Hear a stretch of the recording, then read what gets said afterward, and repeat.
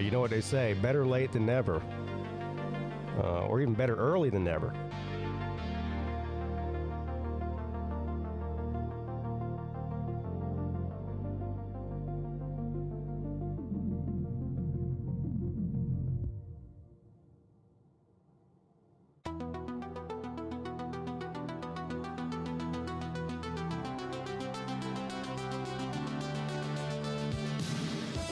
Oh yeah, good morning.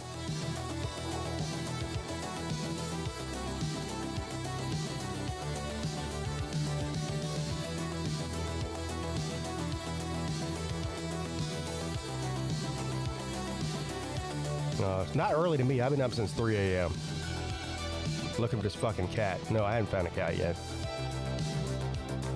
I found a bunch of other cats, though. Just not mine.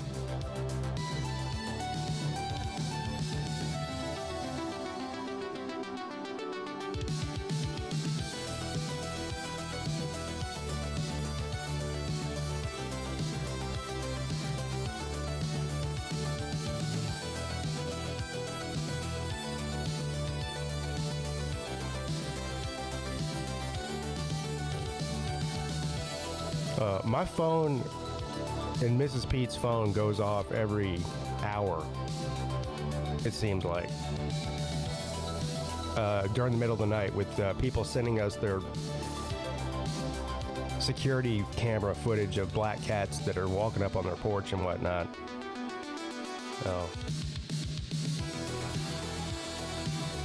I guess by the law of averages, one of them has to be my cat. Shipped same day delivery knows that when the I can't imagine there's 18,000 black cats around here. Get top tack and accessories handpicked and delivered by a personal shopper. Try it today. But I don't know. Shipped.com.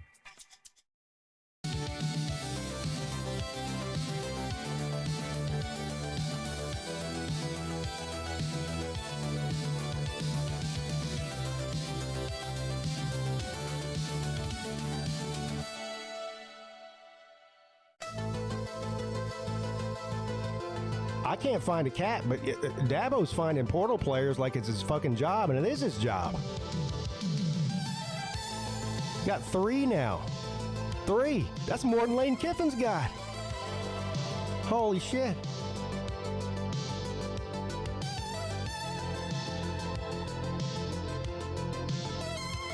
Oh, you playing picky ball this morning?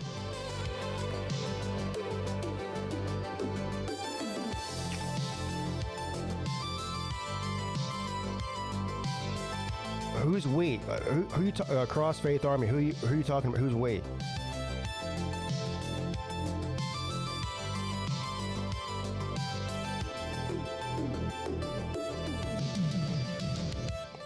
We got another one? Since I went to sleep last night? Hold on. Good morning, Battle Angel. Let me see here. The guy from Old Dominion's the last guy we got. That was last night. That was the third one. And by the way, the third he broke Dabo's record already in portal players with 3.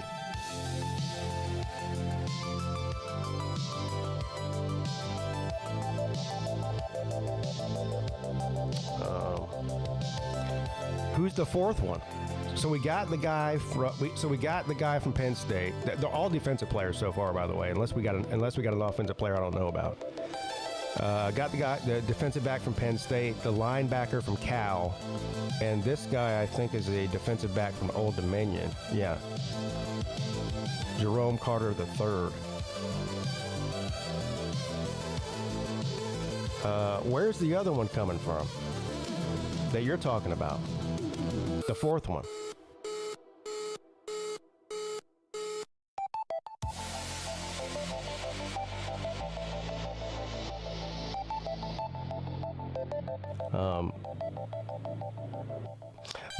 We need a running back. We probably need a quarterback. I heard DJ Lagway is showing interest in Clemson. I don't know if that's true or not. He was recruited by Clemson heavily coming out of high school. I'd be shocked if Dabo took a quarterback, though. He's pretty much said that that Vizina's his guy going into next year. So I don't know why I don't know why if you're Lagway you'd want to come there. Honestly, unless for some reason Chad Morris is getting in his ear and saying, "Look, we need a different quarterback," which is possible, I guess. But Dabo is stubborn as fuck.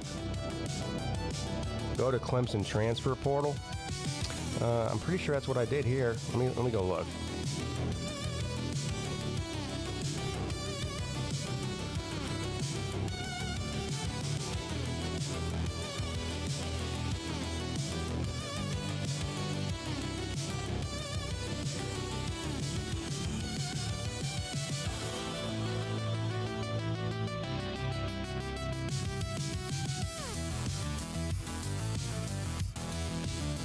Oh, you're right. This was just an hour ago.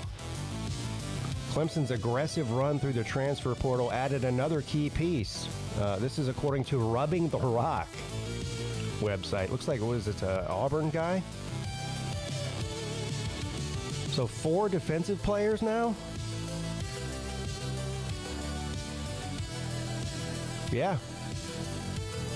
The Clemson Tigers signed former Auburn cornerback Donovan Starr, giving the Tigers their 4th portal addition in 2 days as the defensive rebuild accelerates. That's 4 now. Former 4-star prospect from 2025 class appeared in 9 games in his lone season at Auburn, contributing primarily on special teams while also seeing snaps in the defensive backfield. Starr is no stranger to Clemson. The Tigers heavily recruited the Tennessee native coming out of high school when he took an official visit to campus in June of 2024 before ultimately signing with Auburn. Coming out of Ravenwood High School in Brentwood, Tennessee, Starr ranked number 136 overall nationally and the number 1 prospect in the state, according to 247 Sports. Held more than 3 dozen offers, many with the nation's top programs. Despite limited defensive snaps as a freshman in the SEC, Starr arrives as the upside traits that originally made him one of the most coveted defensive backs in his class. So that makes 4. Starr makes Clemson's 4th portal pickup in 2 days, joining Penn State defensive back Elliott Washington II, California linebacker Luke Forelli, who, by the way, was the freshman defensive player of the year in the ACC. Old Dominion safety Jerome Carter, and now this guy.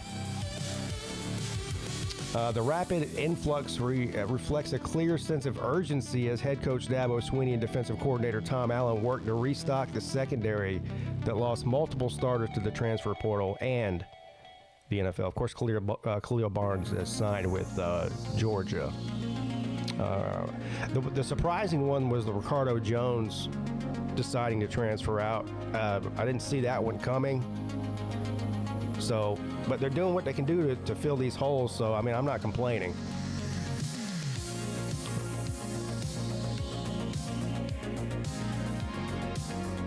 Tom Allen's cooking right now.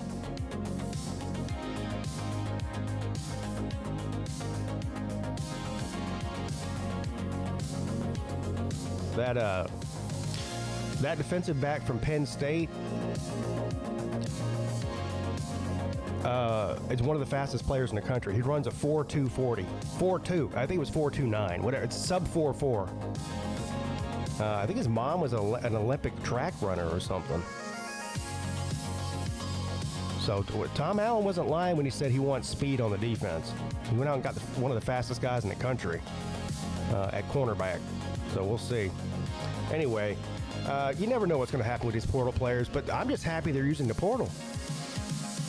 I mean, this is unprecedented territory for Clemson people right here. We're not used to this.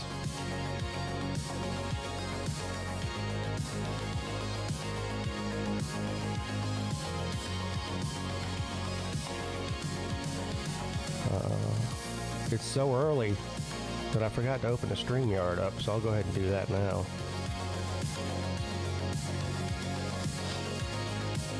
Been so long since I've done a midday show, I forgot how to do it.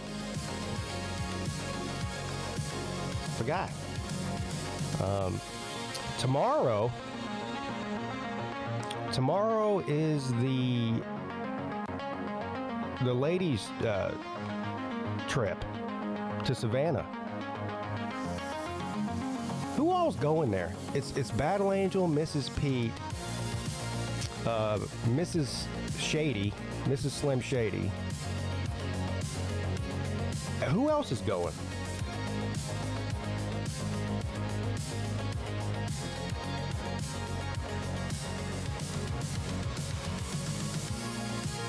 Am I going on the ladies' trip? No.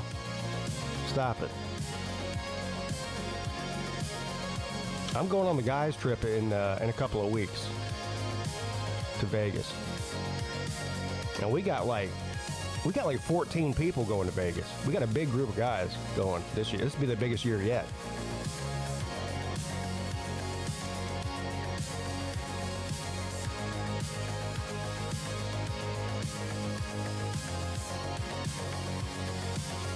TK is maybe, might be going maybe. Well, come on. That's everything with TK. Has TK stopped skating?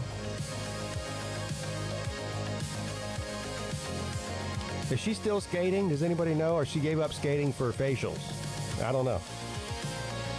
I haven't seen any skating vids from her recently.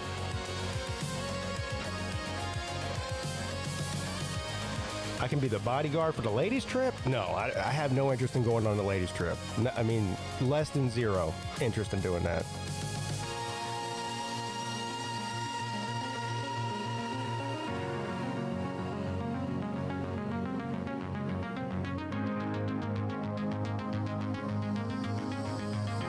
I do know that Mrs. Peete tomorrow is picking up Mrs. Slim Shady at the airport in Charleston.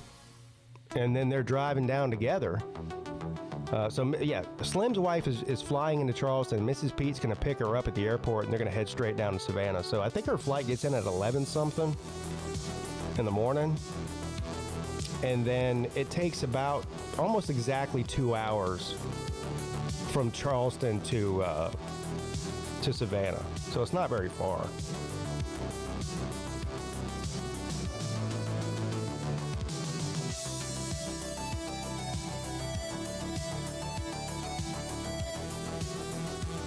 And then, what day are they coming back? I don't even know how long are they going to be gone?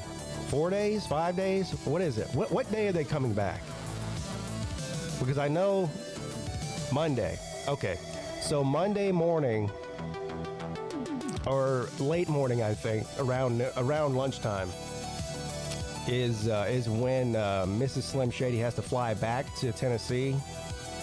So Mrs. Peete has to leave, I guess, early Monday morning to drop her off at the airport before she comes home. Is what I gather here.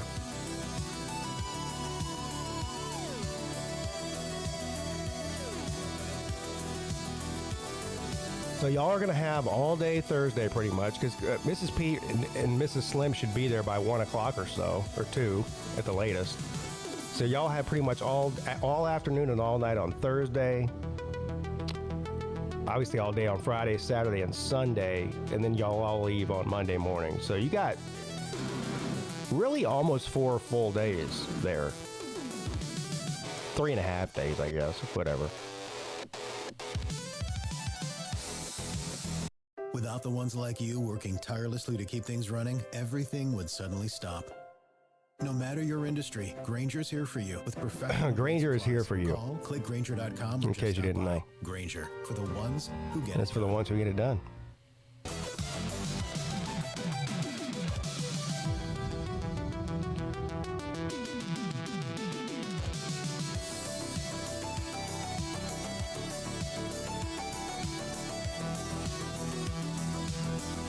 Peter, are you streaming the playoffs games this week? Yes. Yes. I'm definitely streaming the game tomorrow night.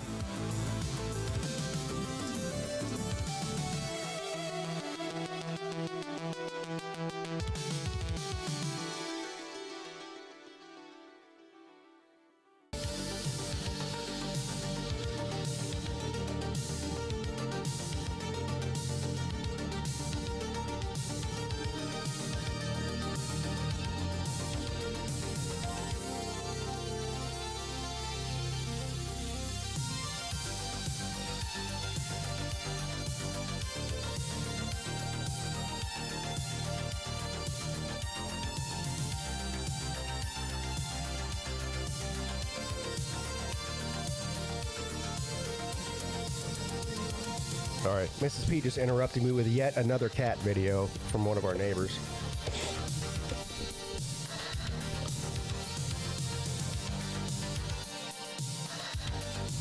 I'm telling y'all, these cat videos are coming in like... It's insane how many cats are around here.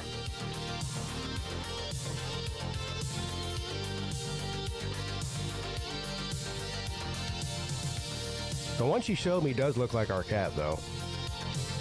And it's showing up at the same fucking house almost every night in the middle of the night. And that house is only like 7 or 8 houses down from mine.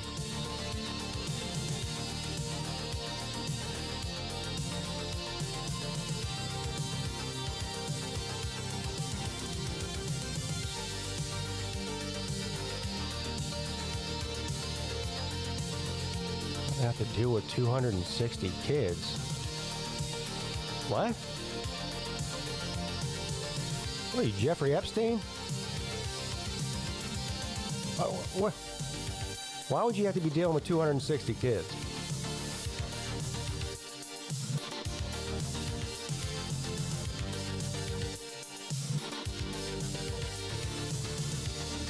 Casket!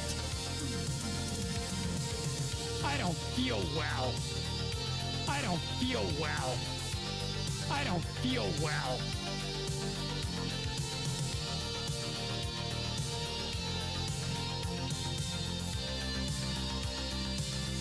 Baseball tryouts. Hell, there's only... How many kids are on the baseball team? 12? You got to cut 240 of them. 240 of them aren't good enough.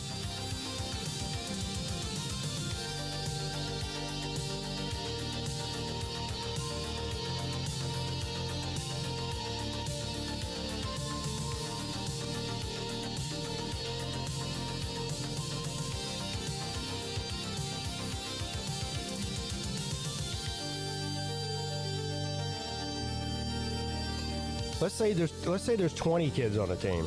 That means 240 of them aren't going to make it.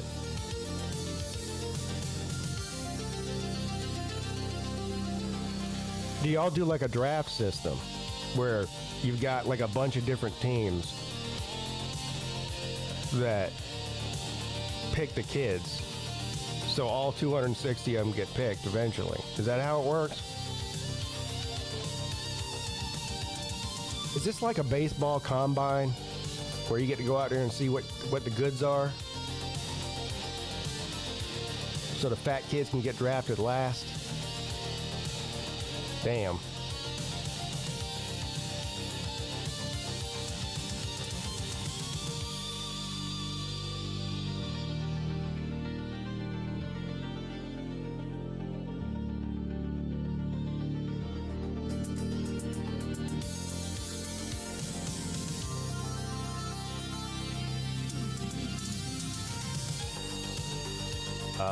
Some more news coming out of Clemson. Did y'all see that Dabo called Todd Monken? After he fired Garrett Riley, he called Todd Monken. And Monken told him he needed at that time, he still had a game to play. And he told Dabo he wasn't going to talk to him until after the Ravens season was over. And Dabo said, I ain't got no time. I'm going to go hire somebody else. So he wanted Monken, but Monken just wasn't ready to commit until the NFL season was over. So Dabo went and hired Morris instead, which is pretty interesting.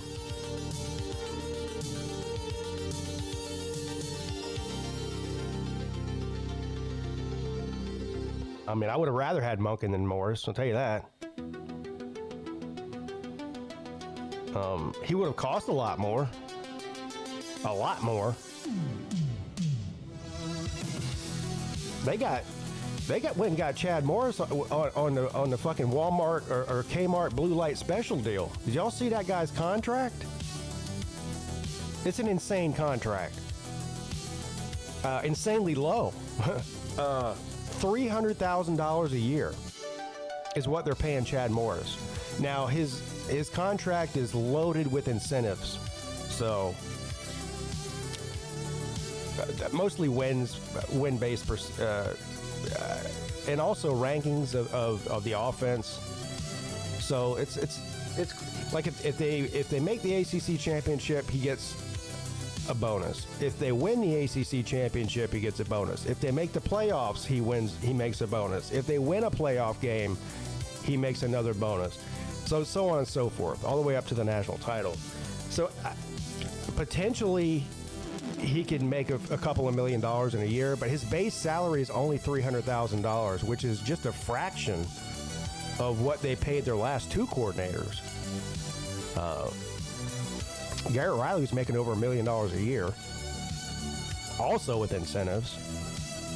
I think, but since Clemson made the playoffs last year, Riley made over $2 million because they won the ACC and they made the playoffs. So he got two bonuses on that, and his base salary was like $1.3 million or something. So he made over $2 million last year, and Chad Morris is sitting here making $300K, which is a lot of money. Don't get me wrong, but not for an offensive coordinator of a perennial playoff team, and since the playoff eras began, really, not recently, but you know what I mean. 7 playoff appearances. I think Clemson's had 6 or 7. Yeah, it is a smart I mean, I like to see that contract. I wonder what the conversation was with Chad about that, because Clemson does not have the amount of money that some of these other schools have. And so I wonder if the conversation was, hey, look, we need to spend money on players. I think that's what the conversation was. Well, you know, if you're willing to take this job for $300,000 a year, we need the extra money to pay players with. I think that's probably the conversation they had. I'm surprised that he agreed to that deal.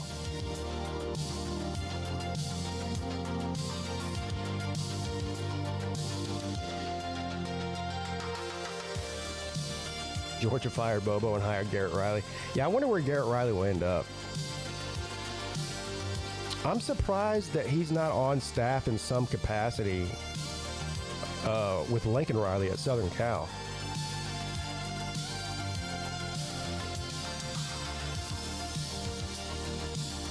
Not as a coordinator, but maybe as a positions coach or something, you know, or an analyst or something.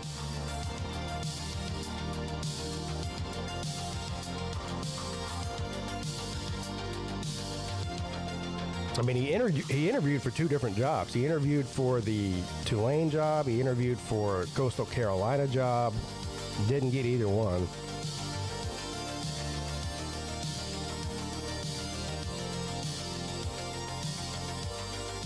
I think Clemson was hoping that he would get one of those jobs so they wouldn't have to pay him and fire him and pay him, which they did have to fire him and pay him, but it wasn't that much. They didn't have to pay him much. It was a couple $1 million, I think. But he didn't get the job, so they had to fire him and pay him.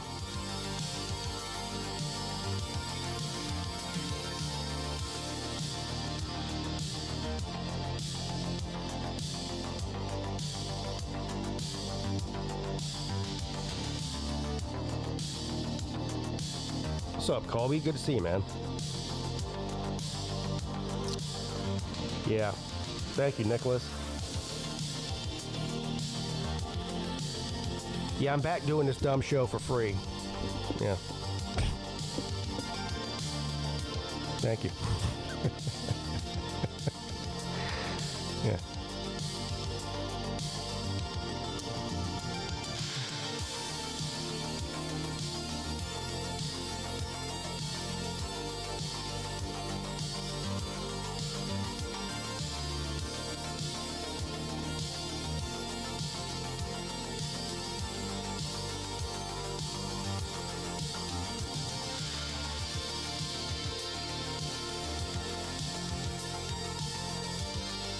Good morning, Joe.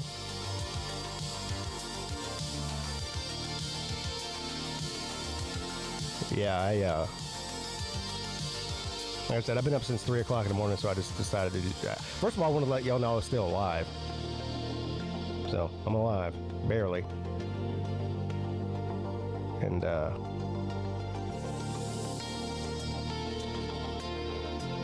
my new sleep, ever since the cat went missing, my new sleep schedule is a nap for an hour in the middle of the afternoon.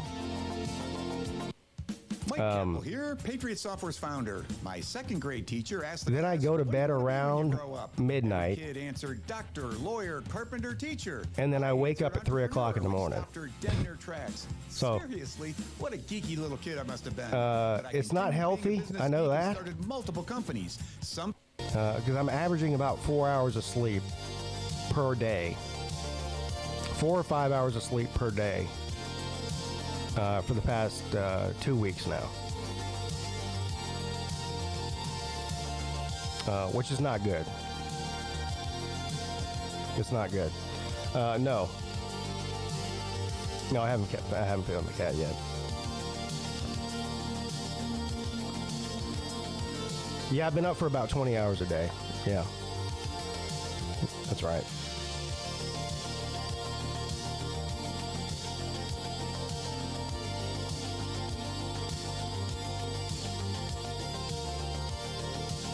I think I'm starting to lose my mind, actually. It's starting to catch up to me. But, what am I going to do?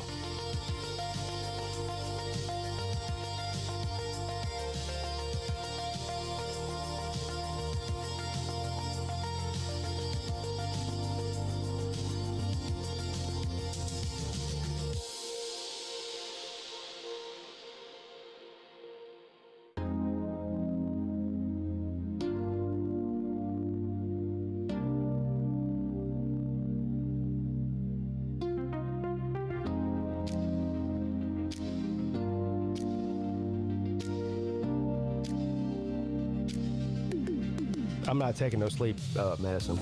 No, I'm not doing that. I mean, I could if I laid down right now and closed my eyes, I could fall asleep in 3 seconds. The other thing is, once the cat went missing, we went and bought these motion cameras. They're called Blink cameras. I don't know if you guys have ever heard of these. Anyway, you sync them to your phone, and you set them wherever you want to set them. I got one on the front porch and one on the back porch, because I got cat food out there in case the cat comes back to eat, whatever. And so anything that goes in front of that camera, it dings my phone and shows me what's going on, right? So even when I do try to sleep, that fucking camera keeps going off anytime somebody walks by the house or another cat comes up on the porch or whatever. And so it constantly throughout the night, when I'm trying to get some rest, that thing's going off and waking me up constantly. Every night. So that doesn't help either.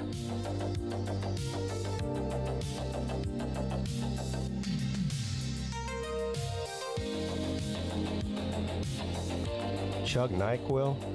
Yeah, I don't need none of that to sleep. I'm not having a problem sleeping. I'm just up.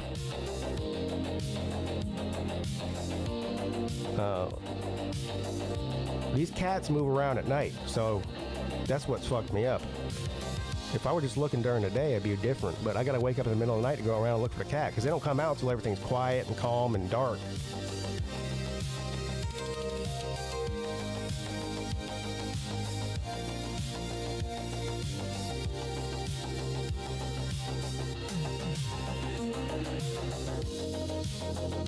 Stealthy little bastards, too.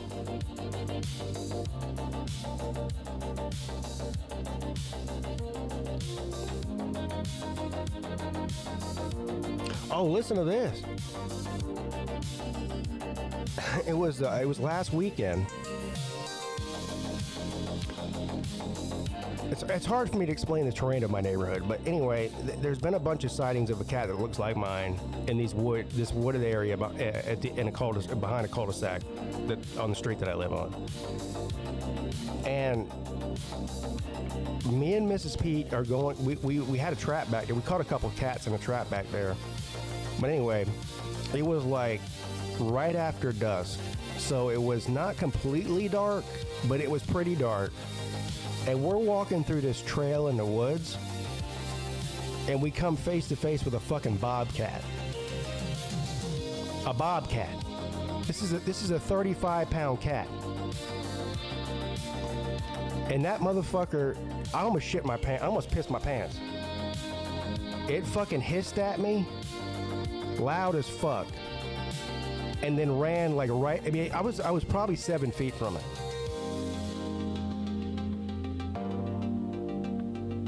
I almost fell over. I've never seen a bobcat in real life before. It scared the fuck out of me.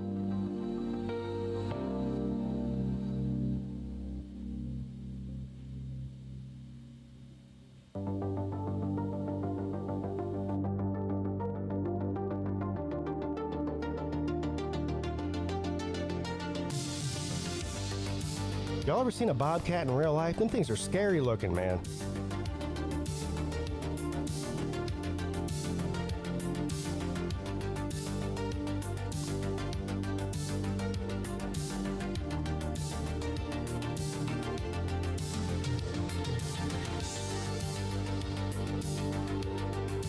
If that bobcat wanted to kill me, it could have.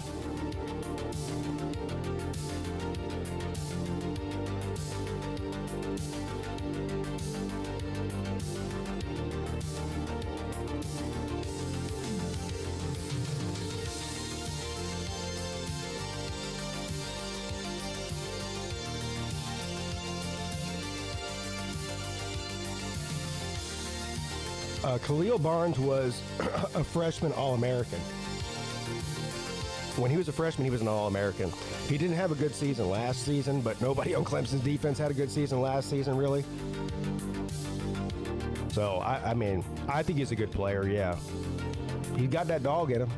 No pun intended. I mean, he's got that dog in him. He plays hard. I mean, Clemson guys were not happy to see him go. I mean, we really needed him. We needed him to stay. He didn't stay. So I think he'll be good for you.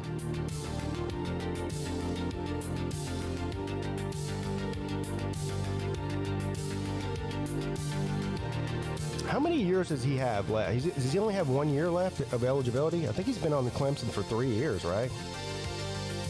I think 2 or 3. Pretty sure 3.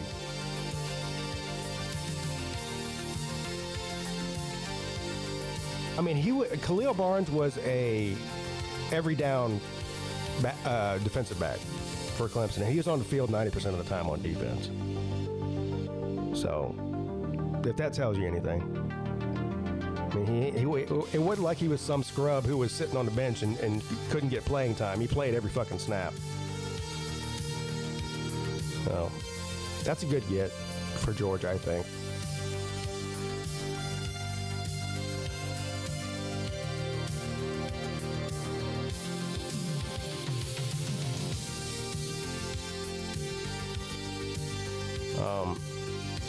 I think he's from Georgia. Let me look this up. Can't remember where he's from. I think he might be from Georgia.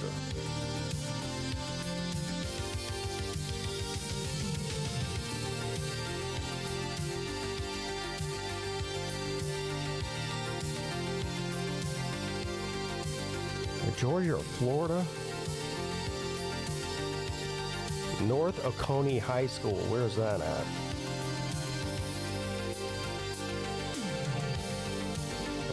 Let's see here. Yeah, he's from Georgia. Here.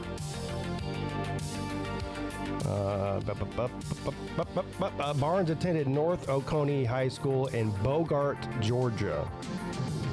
At the end of his sophomore season, he suffered a torn ACL. As a junior, Barnes notched 33 tackles with 3 being lost for 3 for interception, blah, blah, blah. Barnes received offers from schools such as Austin Peay, Army, Georgia State, Eastern Carolina, Georgia Tech, Clemson, and Tennessee. So he wasn't recruited or offered by Georgia originally, which is interesting. He initially committed to play ball at Wake Forest.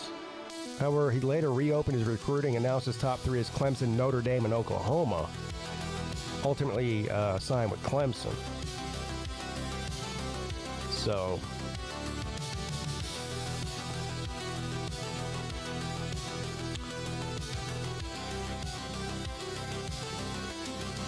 yeah, there you go.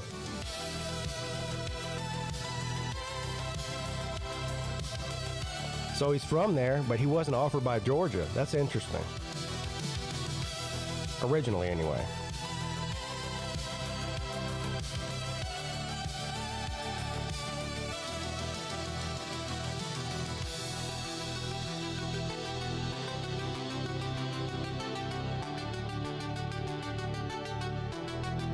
Went back and forth with the Ole Miss and Miami game, went with Ole Miss. Yeah, I picked Miami to win that game, but I don't know, man. If Trinidad Shambliss plays anything like he played against Georgia, they might win that game. He played out of his fucking mind.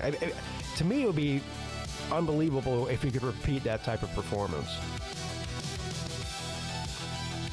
I mean, Miami's got a better lines of scrimmage than Georgia did, though. So I think Miami and Indiana have the 2 best lines of scrimmage in football. Especially offensively. Offensive line, that's the 2 best offensive lines in the country. And the defensive lines are pretty much, they're not far behind.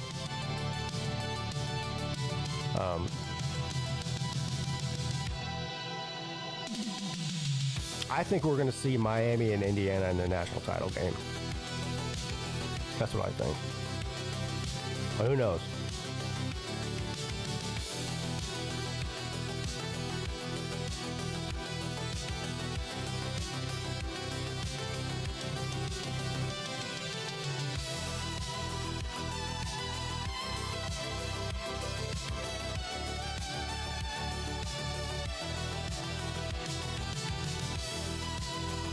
Yeah, Shambliss, he played one of the best.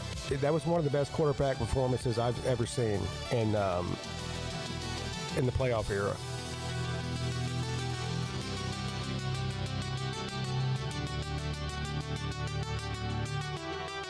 And he was just fucking insane.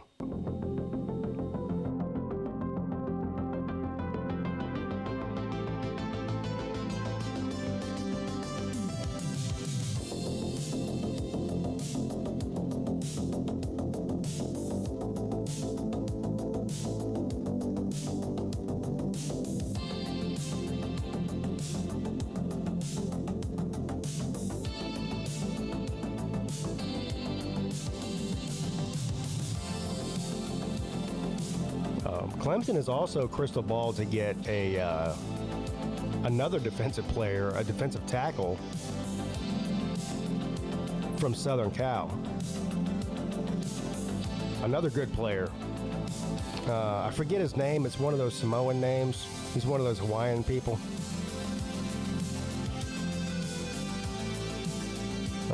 I probably can't pronounce his name. Where's my Clemson people at? I know across Faith Army. I know you know who I'm talking about. What's the guy's name from Southern Cal that they're trying to get? Defensive lineman. Of course, Green transferred out, which I'm surprised he transferred out at Clemson. He was set to get a lot of playing time. Like, he would have been a starter. And he transferred to LSU. I believe yesterday is when they announced that he went to LSU, which will be fun because, of course, Clemson plays LSU to start the season out next year in Baton Rouge.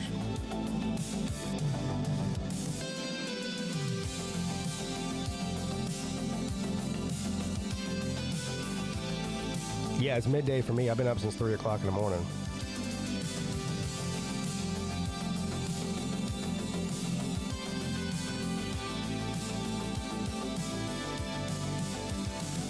This is my new midday, actually.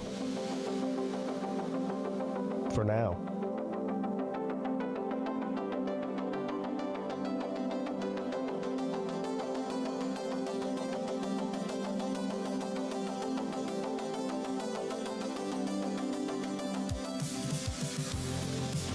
Beer time then?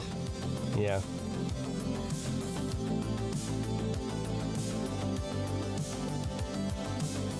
I wish it was beer time. I got too much. I got a lot. I got some shit I got to do today. So, no beer. A 6.4 mile run.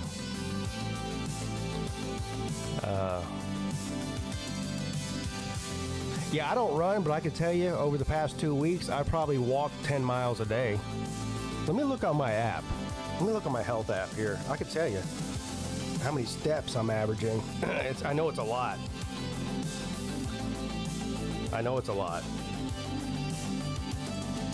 Walking all over Kingdom Come looking for this fucking cat. Where's the health app? Here it is.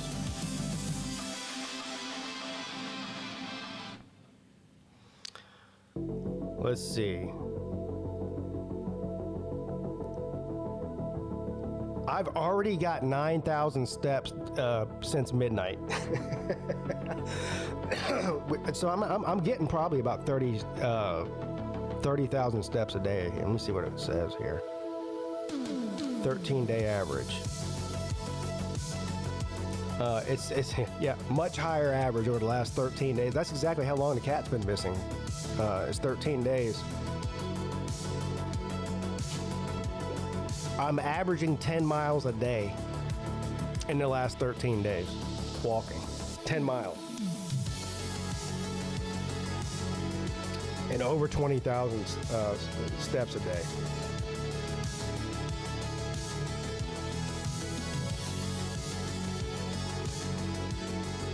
Yeah.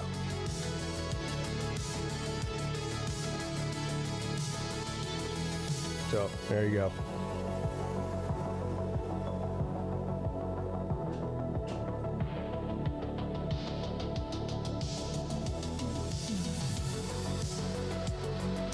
You walked 3 miles yesterday?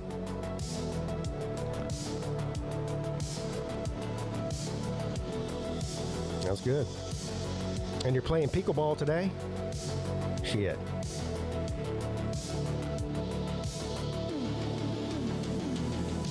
Lou, he's playing pickleball. He's walking.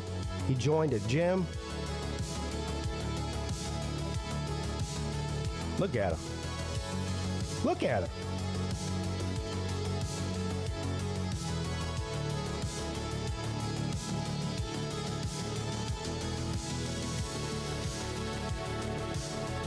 Last week I ran 40 miles. God damn, dude.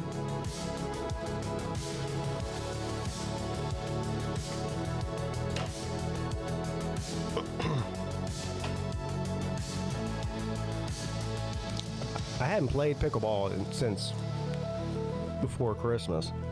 I might go play it Friday night.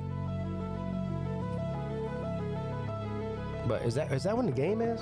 If that's when the game is, I might not play. My sister just joined this new place by her house, and right now, since it's so new, they're having like you can go play for free on Friday nights for like the next month because they're trying to get people to be members or whatever. So she told me to come on Friday night, but if that's when the game is, I'm not doing that. The game's Friday night, isn't it? Tomorrow night and Friday night?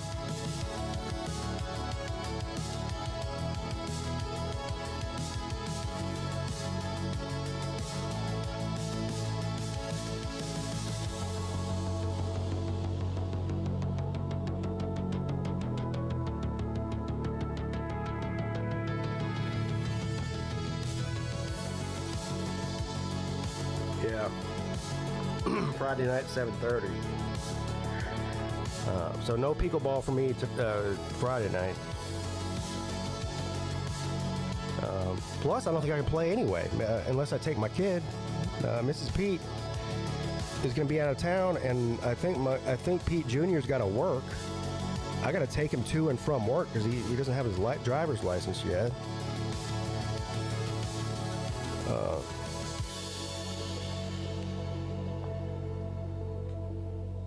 What's up, Ballard?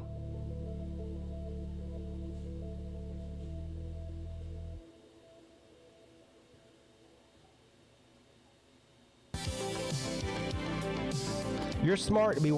That's a good time to start your exercises at 40, because it only goes downhill from there, buddy. I promise you. Tell you.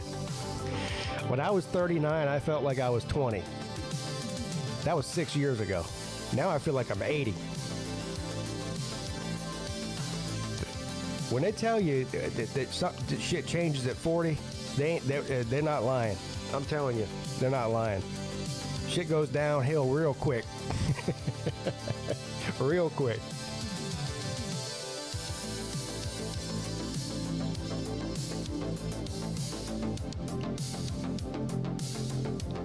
Yeah, playoffs. The cat's missing, and they're going to go gallivant down in Savannah like a bunch of damn princesses. What's going on here? What are they doing? Do they even care about us? I don't think they do.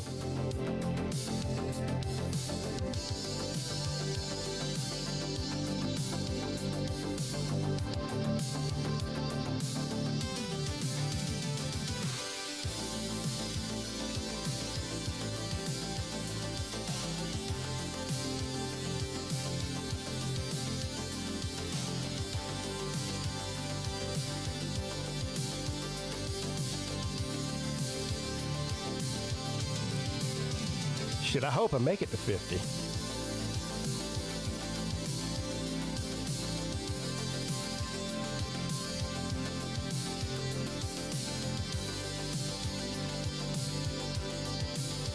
Oh, I'm not. Look. I do everything around here anyway.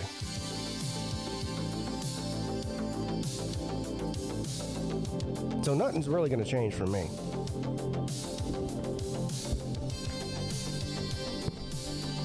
Lou's got it easy. You cook for him, you clean for him, the whole deal. I don't get that. So I'll be fine. The only real difference is I gotta, we usually split duty with taking the kid to work and taking the other kid to karate back and forth. A lot of driving around. We usually split those duties. I'll have to do all that by myself. That's really the only difference.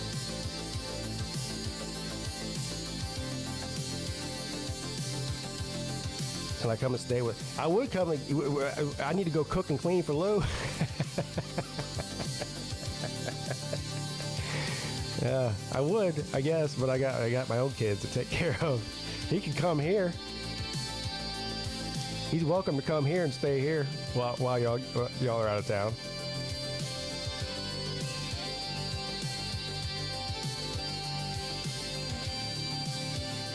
He could even bring Monkey over.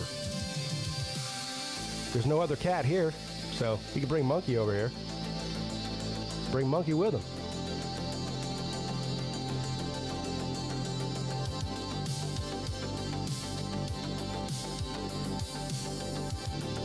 Yeah, I do my own laundry too.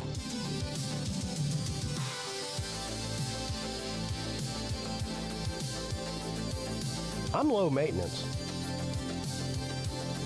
Vegas girls trip coming up. No, they're going to Savannah.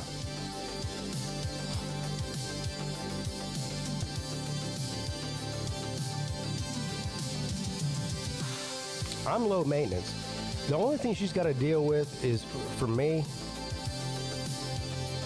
is YouTube, gambling, and probably excessive drinking. Although I'm not a bad drunk, though. Like, I'm not a mean drunk or anything like that.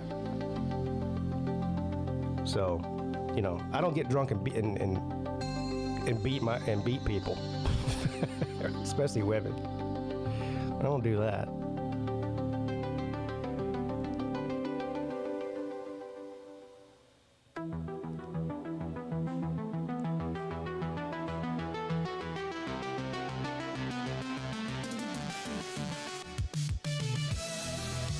Damn.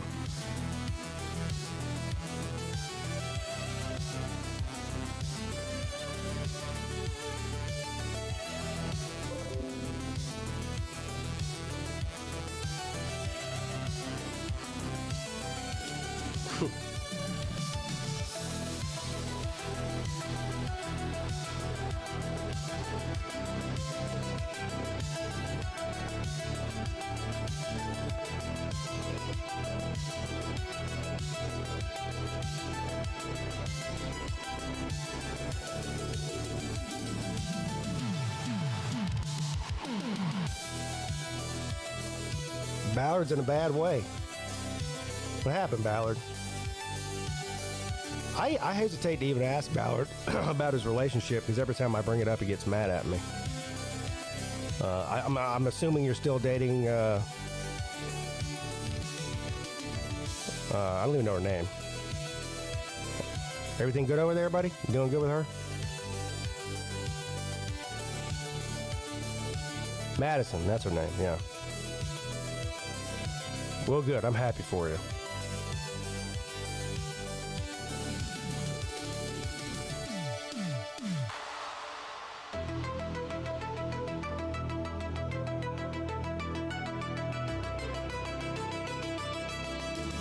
That's a valid question. Have you let her put her finger in your butt yet? She's coming to Nashville. Okay.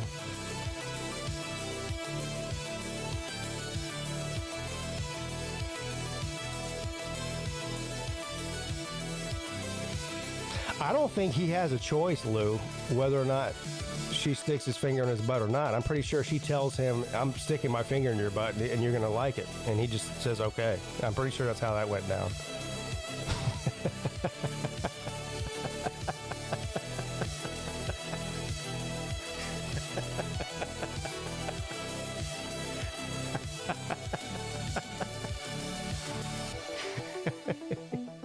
Yes, ma'am. Yeah, Ballard is polite. She's I'm going to stick my finger in your butt. He just goes, oh, yes, ma'am.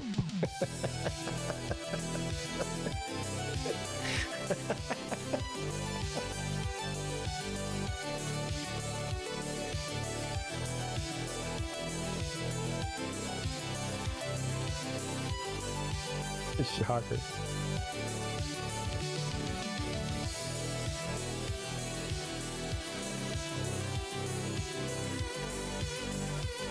I'm not even sure she asks him. I think she probably just does it.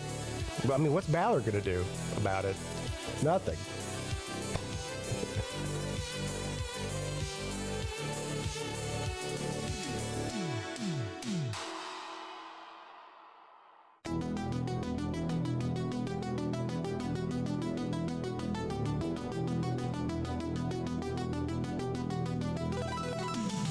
All right, we're about to scare Ballard off again for another 2 months. Scared him off for 2 months. He finally came back. We're about to scare him off again. Don't leave, Ballard. We love you, buddy.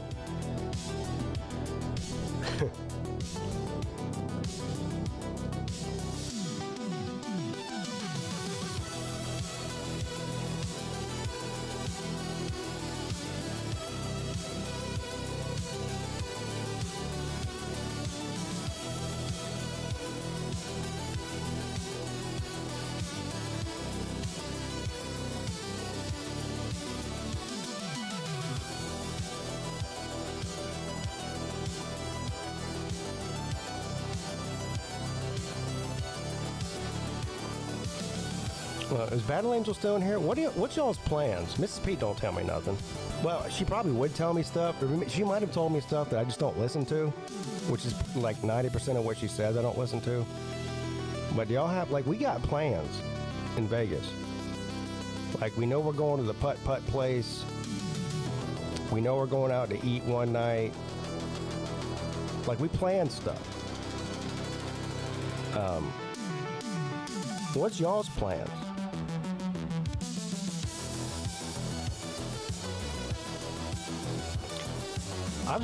Mrs. Peete, she likes to plan more than she likes doing things. Like, she loves planning. Loves it. It drives me crazy, actually. But, so, I mean, y'all got to have some kind of plans.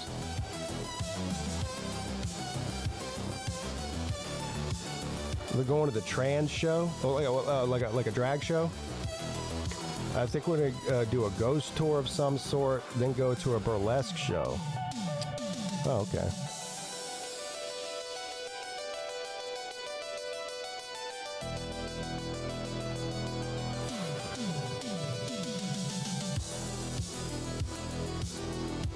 I don't think Paul is the master planner. We pretty much forced him last year to make dinner reservations, and that took him 3 months. Like, we said, Paul, we gave him one job. We said, Paul, we want to go eat oysters one night in Vegas. Find an oyster place and make a reservation. You should have seen the amount of thought he put into that. Eventually, he went back and forth for like 3 months about different oyster places. He was doing all kinds of research and fucking crazy shit. And eventually we were like, dude, just call one of these places and make a fucking reservation. We don't care where it's at. And he did.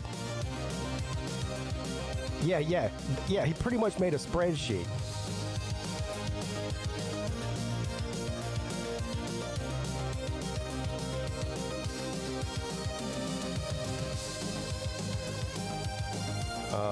Which is what we didn't even ask, because he made it such a hassle last year with the oyster place that we didn't even ask him to make a reservation somewhere this year because it was just too much of a hassle. It was like every 5 seconds he's asking us, does this place look good? Is this time good? Is this day good? Look at the menu. It was like dealing with a woman. That's exactly what women do. And we're like, bro, just make a fucking reservation. Does it have oysters? Yes. All right. Make a reservation. Pretty much that easy. I don't care what else is on the menu. We're there for oysters. Not the fucking dessert menu. So we didn't even ask him this year. Yeah, that place was good.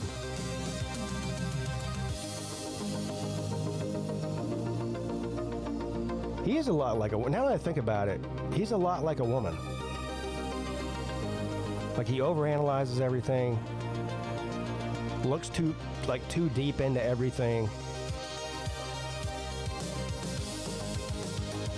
Can't, like, indecisive. You know how women are like indecisive?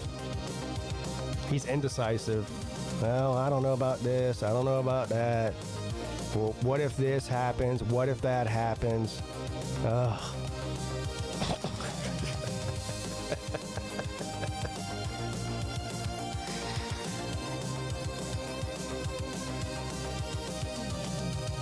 Yeah, I mean, I'd be fine with going back to that oyster place. Yeah, I mean, I'm easy. When it comes to food, I mean, there's really not anything I don't like. I mean, obviously, like a nice steak, I'm not going to pass that up. Oysters, I'm not going to pass that up.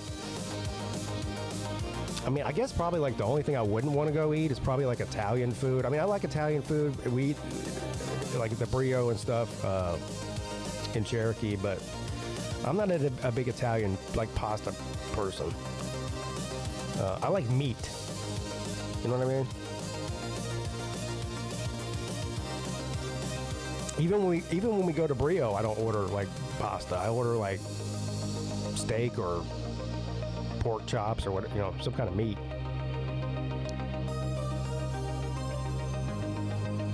I don't care though. I'll go anywhere. I really don't care. But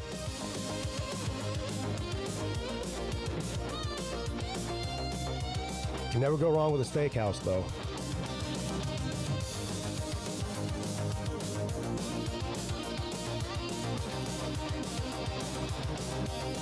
Yep, Slot Olympics in Nashville.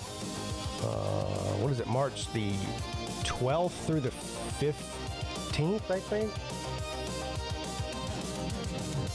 Now that the football season's coming to an end, once the football season's over, we'll start talking about that a lot more, obviously. But yeah, we're just the 12th through the 15th, and we're staying, or most of us are staying at the Hilton Garden Inn in Vanderbilt. Or it's not in Vanderbilt, but that's what it's called. It's only a few blocks from like the Bar District in Nashville. So.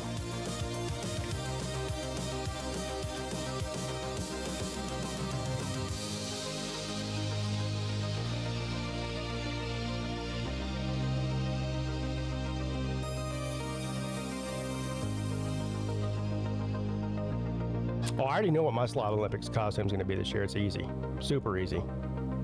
I already have the costume without even having to go look for one, so that makes it easy for me.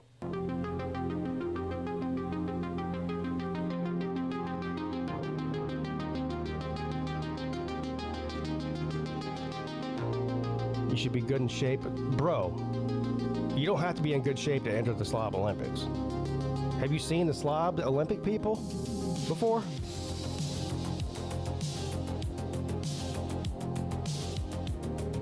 Hold on. Let me show you this. This will blow your fucking mind here.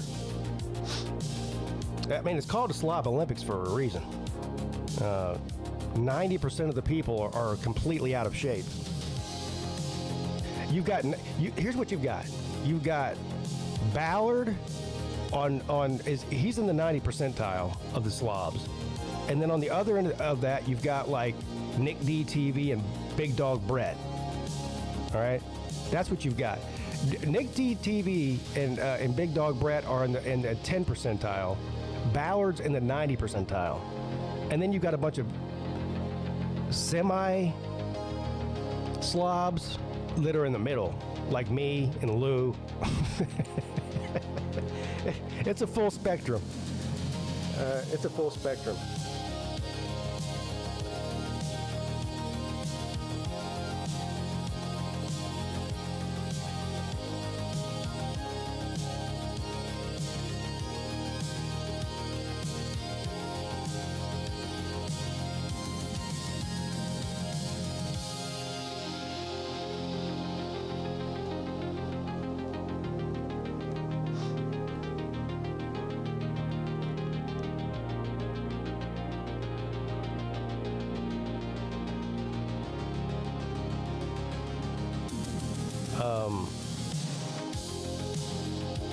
I'm guessing we're never going to see another Tiger Baskin sighting.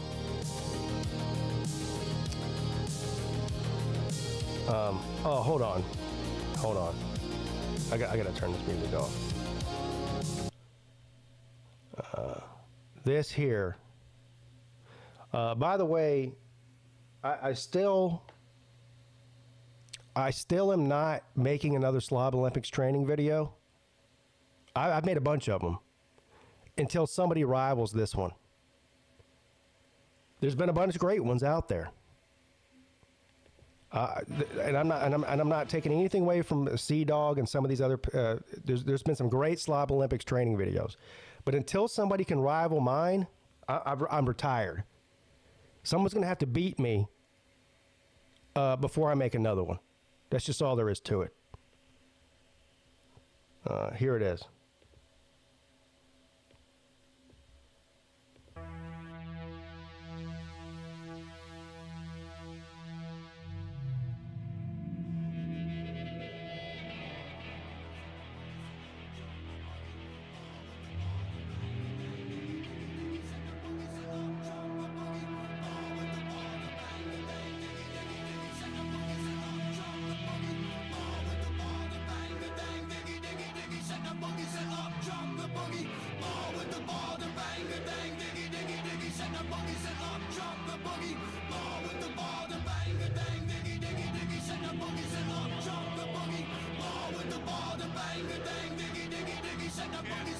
My name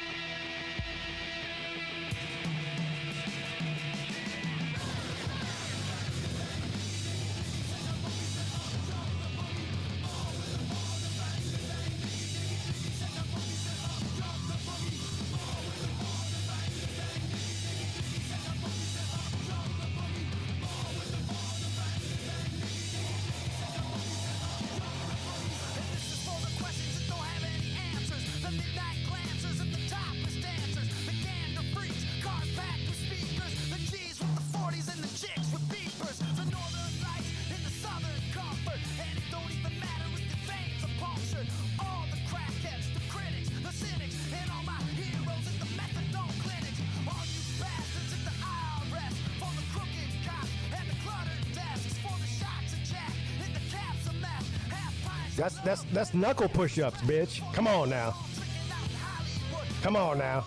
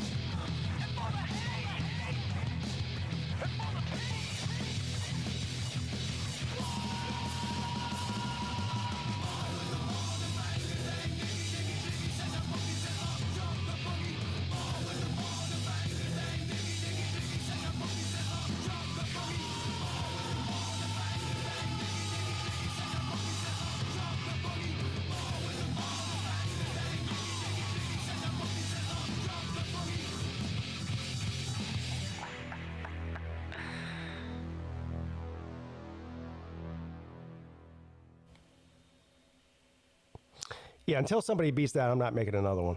Go ahead and try. Do your best. Chances are you're not going to beat that. So.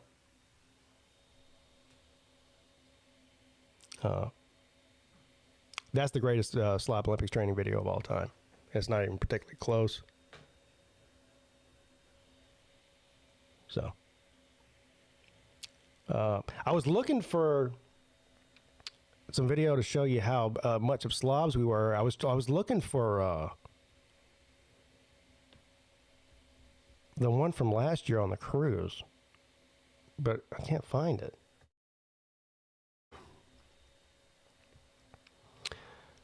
All you have to do is watch one event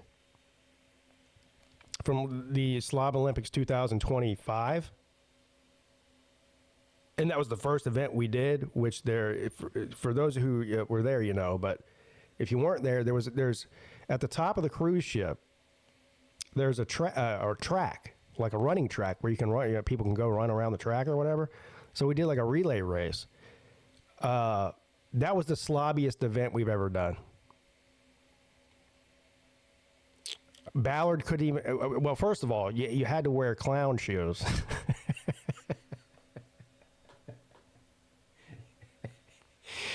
You had to wear clown shoes while you ran around, and Ballard couldn't even get the shoes on. I have a video of it on my channel, too.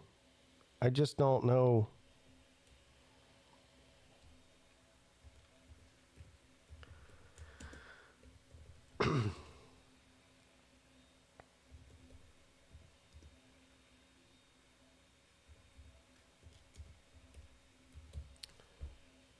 Of course, I did win, or we won. Team Pete won.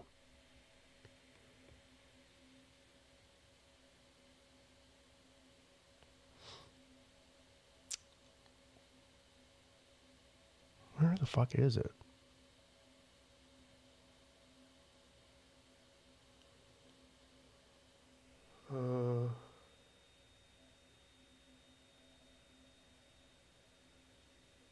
Look at this thumbnail here. This is on BVD's channel. Look at this thumbnail. This is from the oh, shit, it just changed. Hold on, let me go back up again. Look at that. Look, you got Sea Dog, Traveling Fools, Mrs. Peete, Scott Kerr back there at the end of the table with his phone out, Lou, BA, and TK, and I don't know who that's sitting next to her is. That's a motley crew there. Yeah,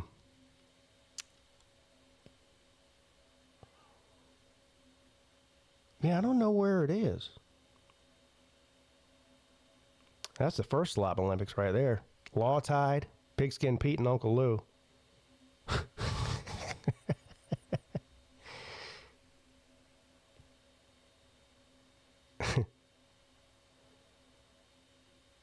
Hey, look, it's fucking Carter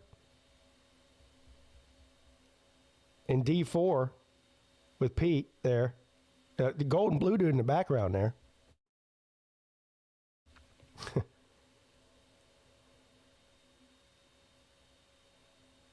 Yeah, I don't know where last year's video is at. I don't know.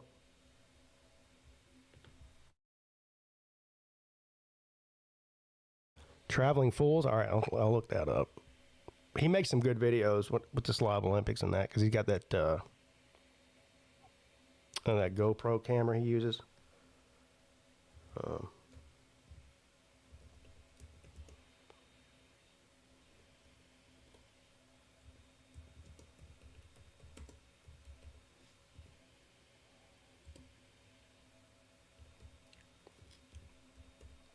He makes long videos too. All right, here we go.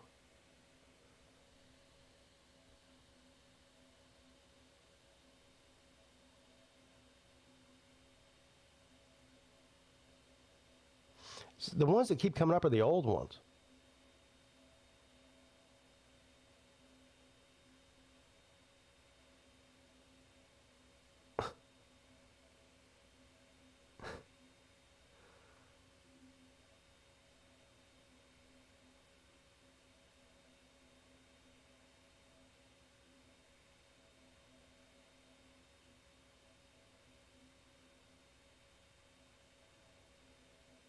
Yeah, I don't know.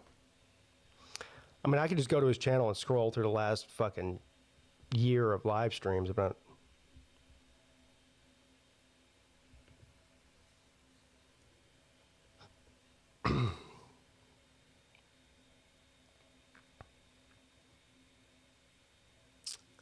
Look at this. Now this pisses me off. This really does piss me off. Look. It says I'm not subscribed to Traveling Fools when I know I am. So it unsubscribed me. Why does YouTube do that?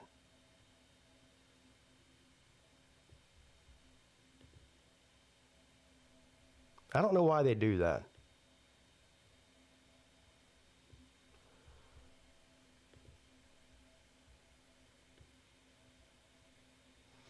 All right, here we go. Now,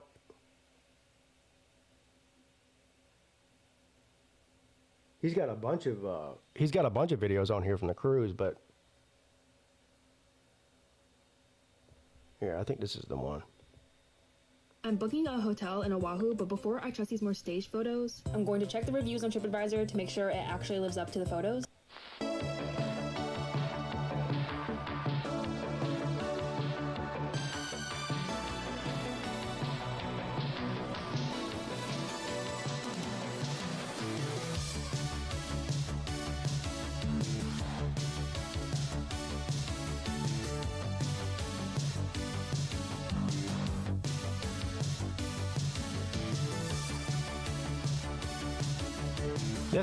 That's the day before we got on the cruise.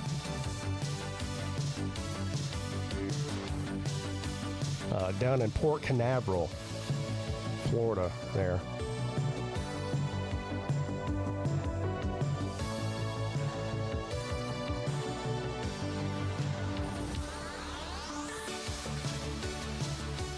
That's not so slim.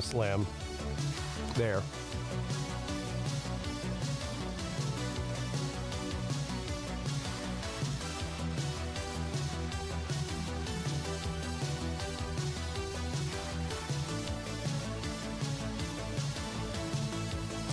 Yeah, that's where we saw a fucking rocket, one of the SpaceX rockets flying through the sky. That was pretty cool. There's TK skating in the parking lot of the hotel at like 2 o'clock in the morning. There's Rec Talk touching my butt because he likes to do things like that.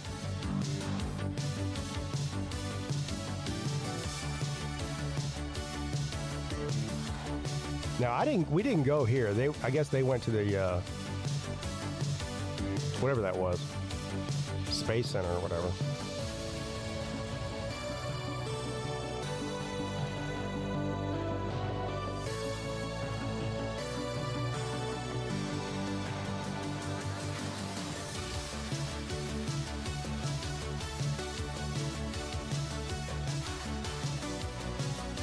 I like the Carnival Glory. That's a good ship. It really is. I like it better than the one we went on in the summer with the kids. A lot more.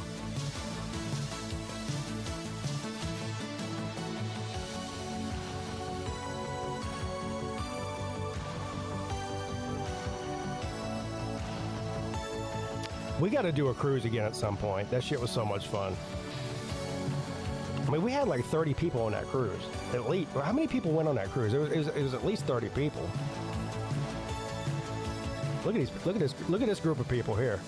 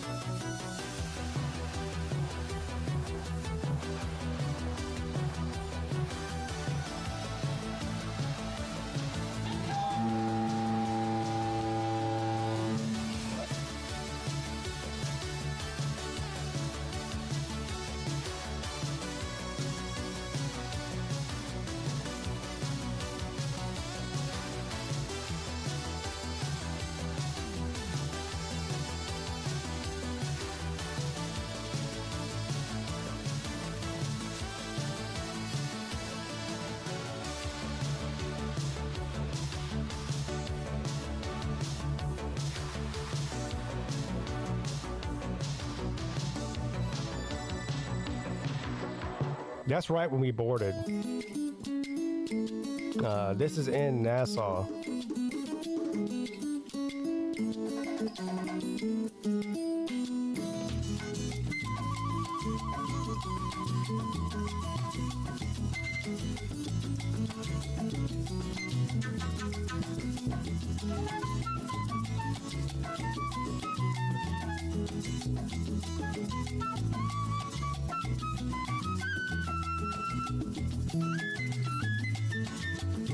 That's at the Atlantis Resort and Casino, which is one of our stops there.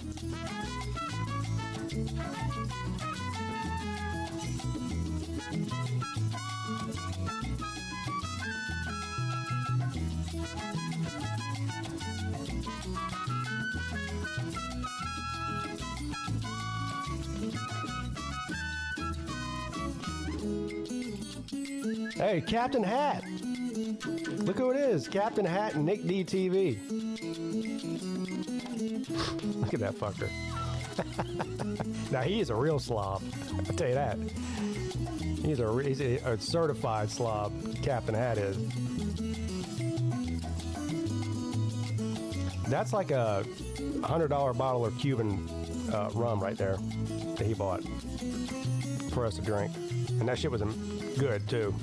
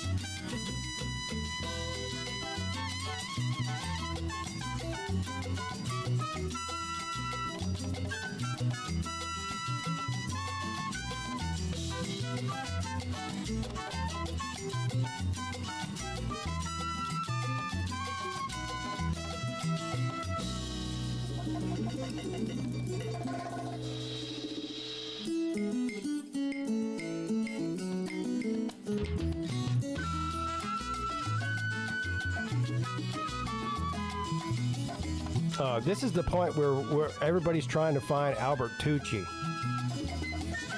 because he went missing. So we had a fucking search party out looking for Tucci because he just disappeared on this beach somewhere.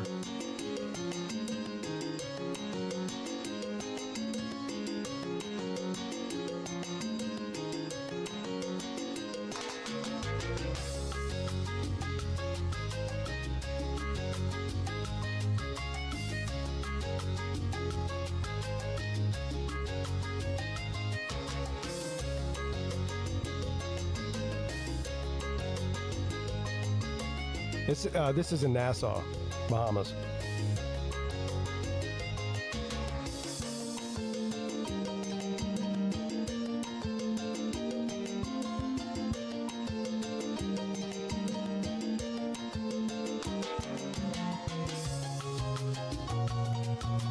That's the Queen's Staircase, is what that's called. It's the leftover remnants of a castle that was there. The only thing left is the staircase. From Queen Anne, I think there's what was her name? Queen Anne, I think? Yeah, Queen Anne's Staircase is what it was.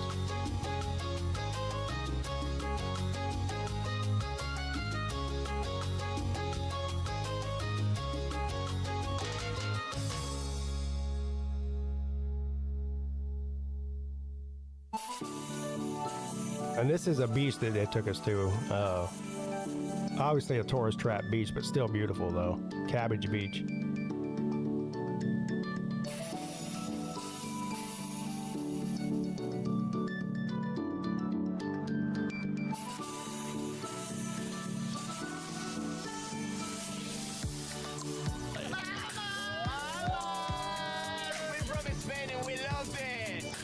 Those people were sitting next to us from Spain.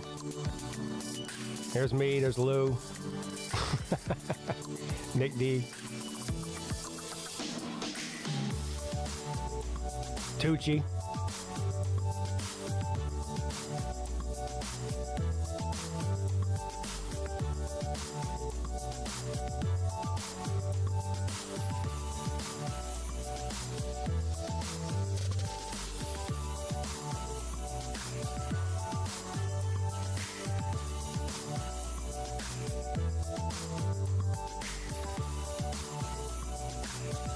Yeah, the water's so clear there. You just stand in the water and just the fish just swim right by, like all around you. You can see them.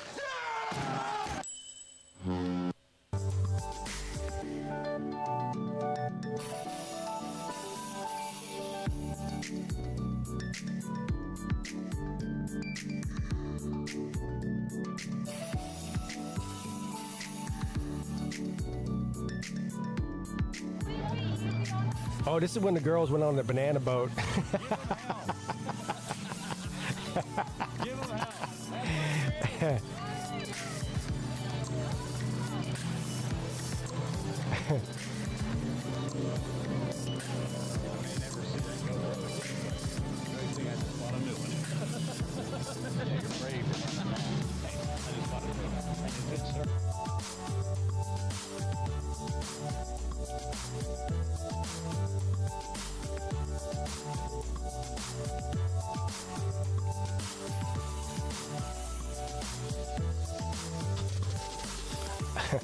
I don't know if he's the one that's got the video of them because they were trying to video themselves while they were getting pulled on the banana boat.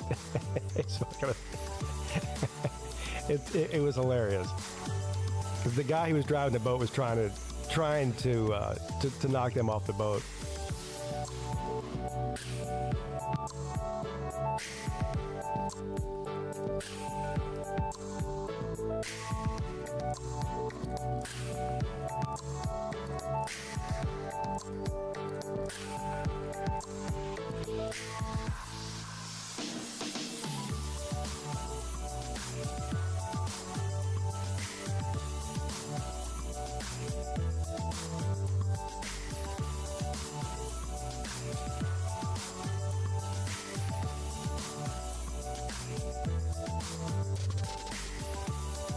So on that boat was BA, Mrs. Peete, Mrs. Fools, Mrs. Slim Shady.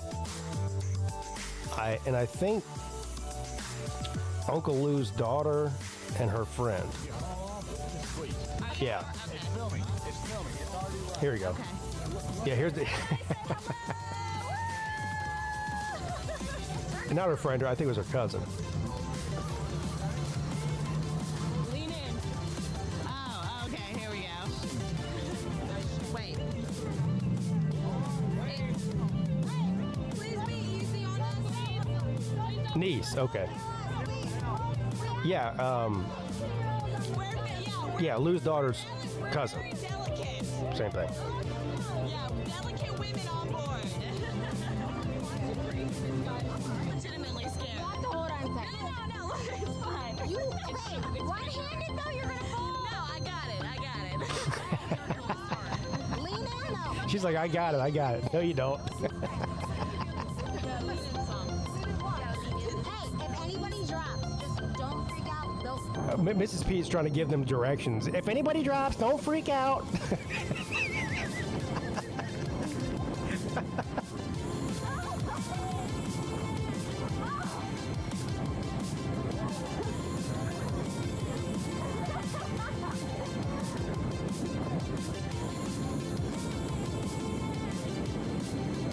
Oh yeah, by the way, look at this. Do y'all see that? Y'all see all that smoke? There was a fire like a mile from this beach at I think a junkyard. There was it was a literal tire fire.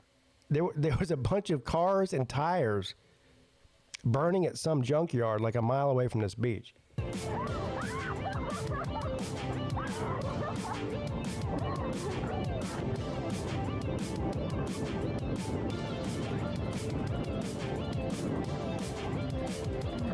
You could see that smoke from that fire anywhere on the island.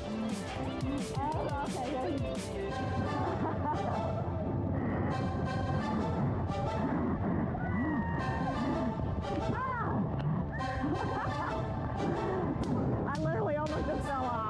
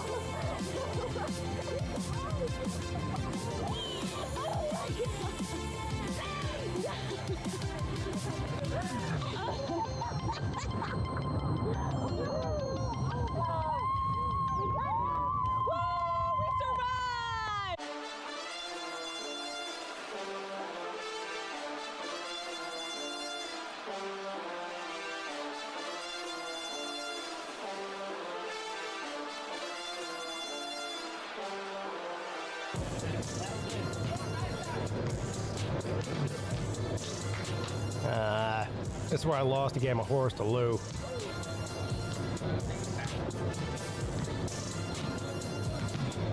To be fair, I was pretty drunk. How you feeling today, Pete? I'm not feeling anything.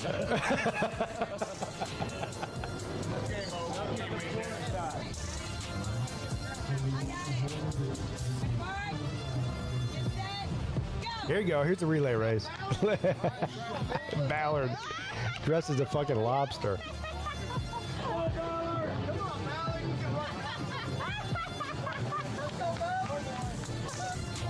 know she should go this way. The next step.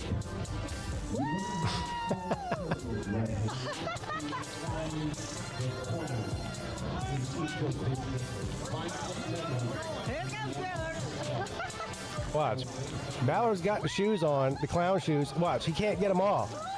He's too fat. Look at him. He can't get the shoes off. What a dummy. Run it out. Ballard, what were you doing, bro? Come on, man.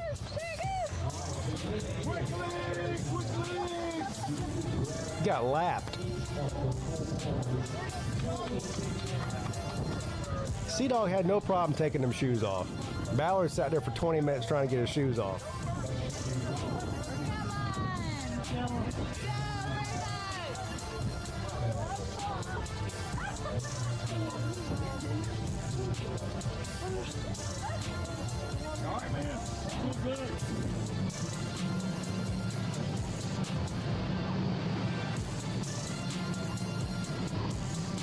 Jackpot just got lapped. Let's go, Jackpot. Let's go. Let's go, baby. Let's go.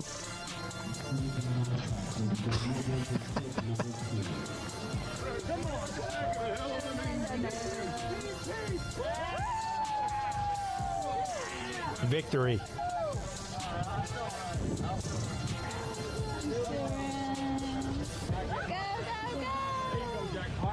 Look at that strategic. Look at that strategic. Those are hard. Look at that triple to Nick. Take around with the swing here. He didn't even get started.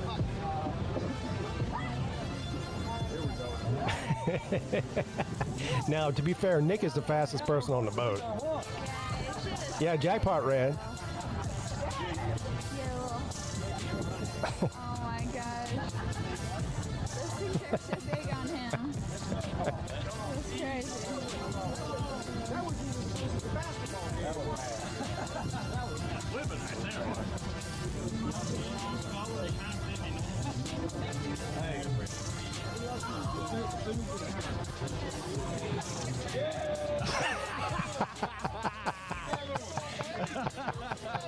Now you gotta run another lap.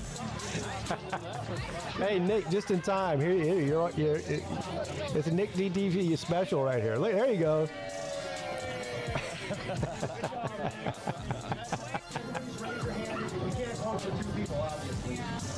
Look at Vic Tube. With a fucking Star Wars helmet on.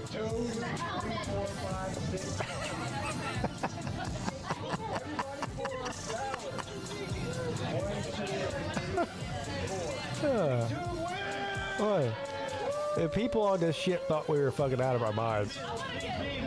And Ballard walking around in a lobster costume.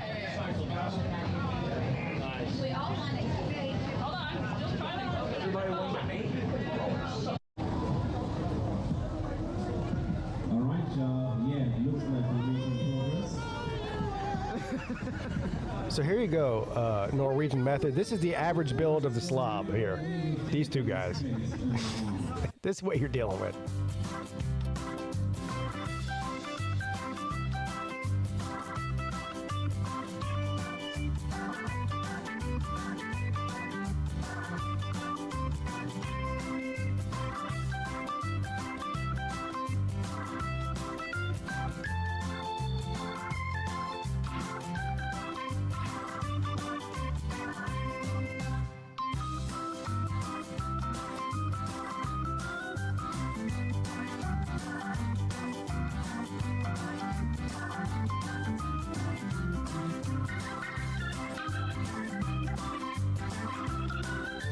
There you go. Wow, it was 20 minutes long. There you go. Fools always makes the best slob Olympics, like covering the event videos. He does the best job. I make the best training videos, or at least the best one ever. And he makes the best recap videos. Am I excited to acquire Greenland? Yeah, I don't give a fuck about Greenland. Good morning, sir. Isn't Greenland covered in ice? It is. It's not green at all, actually. Yeah, there's a. I think somebody was playing a joke when they named Greenland and Iceland. Yeah, Iceland's not covered in ice, and Greenland is. That is true. There's what's called the Greenland ice sheet, which covers, I think, 95% of that landmass, and then there's the 5% where people live, and there's not that many people there. Well, I wouldn't imagine. No. I mean, I don't know about you, but I don't feel like living on an ice rink. No, did you see that Trump is offering every Greenland citizen $1 million to become the 51st state. Now, listen, if you're living in Greenland, I'm being serious here. If you're living in Greenland, in that fucking desert of ice, and Trump comes along and says, hey, if you want to be a part of America, we'll give you $1 million per citizen. So it's like 50 million. There's like 50 people there. So like $50 million. Of course you're going to say yes.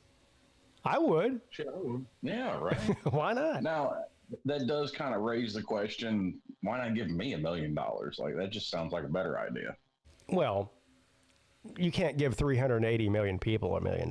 That's just, that's too much, but.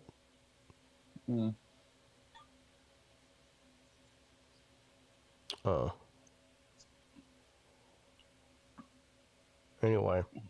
So Mrs. Peete is picking up Mrs. Shady tomorrow morning. What time's her flight supposed to get here? About noon. Okay. I told her to tell her noon because it says like 11:40, but I figured that gives her a little time in case things are running late. Yeah, you never know. Does she have a direct flight from Memphis to Charleston, or does she have a layover somewhere? She's got a layover like an hour in Charlotte. Oh, yeah, Charlotte's an easy airport. Well, my options were Atlanta or Charlotte. Oh, you picked the right one then. Atlanta's a fucking mess, and Charlotte's easy. Super easy. It's one of the nicer airports that I've ever been to. I haven't been through that. It's not huge either. Like Atlanta, I mean, she might have to take a fucking tram somewhere, flight delays. I hate the Atlanta airport. Like, I try and get direct flights. Like, when we flew down to Orlando, we got a direct flight. My flight out to Vegas is a direct flight. I was trying to get her one, but can't get anything from. At first, I tried Memphis to Savannah. Well, and there was nothing. There's not a lot of there's just not a lot of direct flights in and out of Charleston.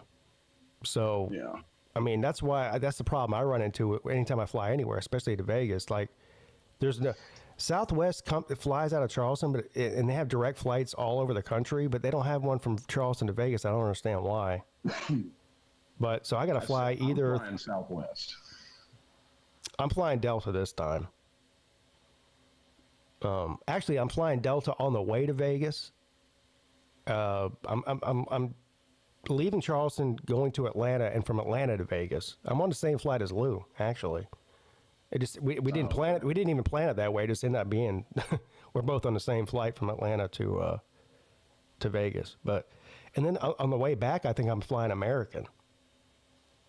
So yeah, she's flying American. Delta's the best one. I mean, I don't really care, honestly, because usually on the way back from Vegas, I'm so fucking tired that I just sleep the entire flight. Right. The last year when I flew from Vegas back home, I got on the plane. Well, first of all, I flew from Vegas to Denver, and from Denver to Charleston. But when I got on that plane from Denver to Charleston, I told the guy on the flight that was sitting next to me, I said, I'm about to go to sleep. If I start snoring, just smack me in the head. And I slept the entire flight. He had to wake me up when we landed. Yeah, I'm probably well, I say I'm going to do the same thing. My flight leaves here, I want to say like 11 in the morning. And I'll be there about 1. We're getting there around 10 in the morning. Because we're going back in time, 3 hours. Yeah. Yeah. Yeah, but it's a 4 hour and some change flight. So it'll be about 1 in the afternoon when I get there. Yeah, you're just gonna miss us then. I think Lou got a limo from the airport to the hotel. What we did last year is we got a limo from the airport to the hotel, and then on the way the limo driver stopped at the liquor store. And it's not like here. The liquor stores out there, they sell everything. So they sell beer, liquor, mixers, anything, anything you think of. So we stocked up on beer and liquor. And then he took us to the hotel. I'm assuming that's what we're going to do again this year. Yeah, But yeah, he said something about it. He was talking about it, I think on BA's show, one of them. I don't remember which one. I'm going to get my order into him, and he'll grab mine while y'all are there. yeah, yeah. Yeah, or let me know. I'll get it for you. Whatever. Doesn't matter. Just let us know what you want. We'll get it for you. I know what I'm getting. Same thing I got last year. I got a handle of Tito's and a case of beer. So I think everybody got a case of beer. So like between 10 or 14 people, everybody gets a case of beer. That's a lot of beer. That is a lot of beer. And everybody, I know me and Sir UGA both picked up a bottle of Tito's and some Bloody Mary mix. So we have Bloody Marys every morning. I mean, if you buy a Bloody Mary in the casino, it's like $20. So, I mean, you get a handle of Tito's for $30 in Vegas. Exactly. Yeah. So, are you excited about tomorrow night? Oh yeah, the game's tomorrow night. Yeah. I forgot about that. The way I had to work my schedule, I just got off like 7 days straight. So, yeah, I forgot about it. Yes, I am. As a matter of fact, actually, I probably would have been a little more worried about the game, honestly, if it was Georgia. I don't know why, but I've got a feeling that Ole Miss. I think we match up against Ole Miss better than we do Georgia. I think you do too. If you watched Georgia against Ole Miss, they were getting after Chambliss, and he just was like a magician. But I think that defensively, Miami's better than Georgia, and they'll be able to actually get to him. I don't think he'll. Yeah. I don't think he has a chance to put on that type of performance against Miami. If he does, that'll be like the most impressive thing I've seen yet. So it would be, and actually considering what we've done against mobile quarterbacks this year, I think mobile quarterbacks combined out of the 5 or 6 that we've gone against have had like 100 yards rushing combined. Yeah. Yeah. Now the downside to that, out of all of them, Chambliss is probably the best passer of the bunch. That is true. Yeah. I don't know. Mendoza's been pretty hot, but as far as a pure passer, I think you're probably right. Yeah, well, I'm just talking about the ones that we've gone up against. Yeah. Because you've had Castanelos, you've had Marcel Reed, Lagway.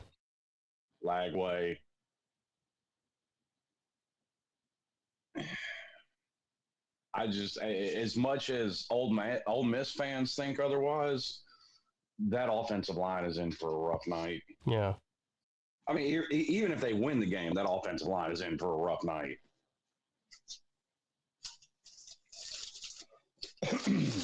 Well, I've been saying this for weeks. I think that Miami has the best lines of scrimmage on both sides of the ball left in the playoffs. Well, it's close with Indiana.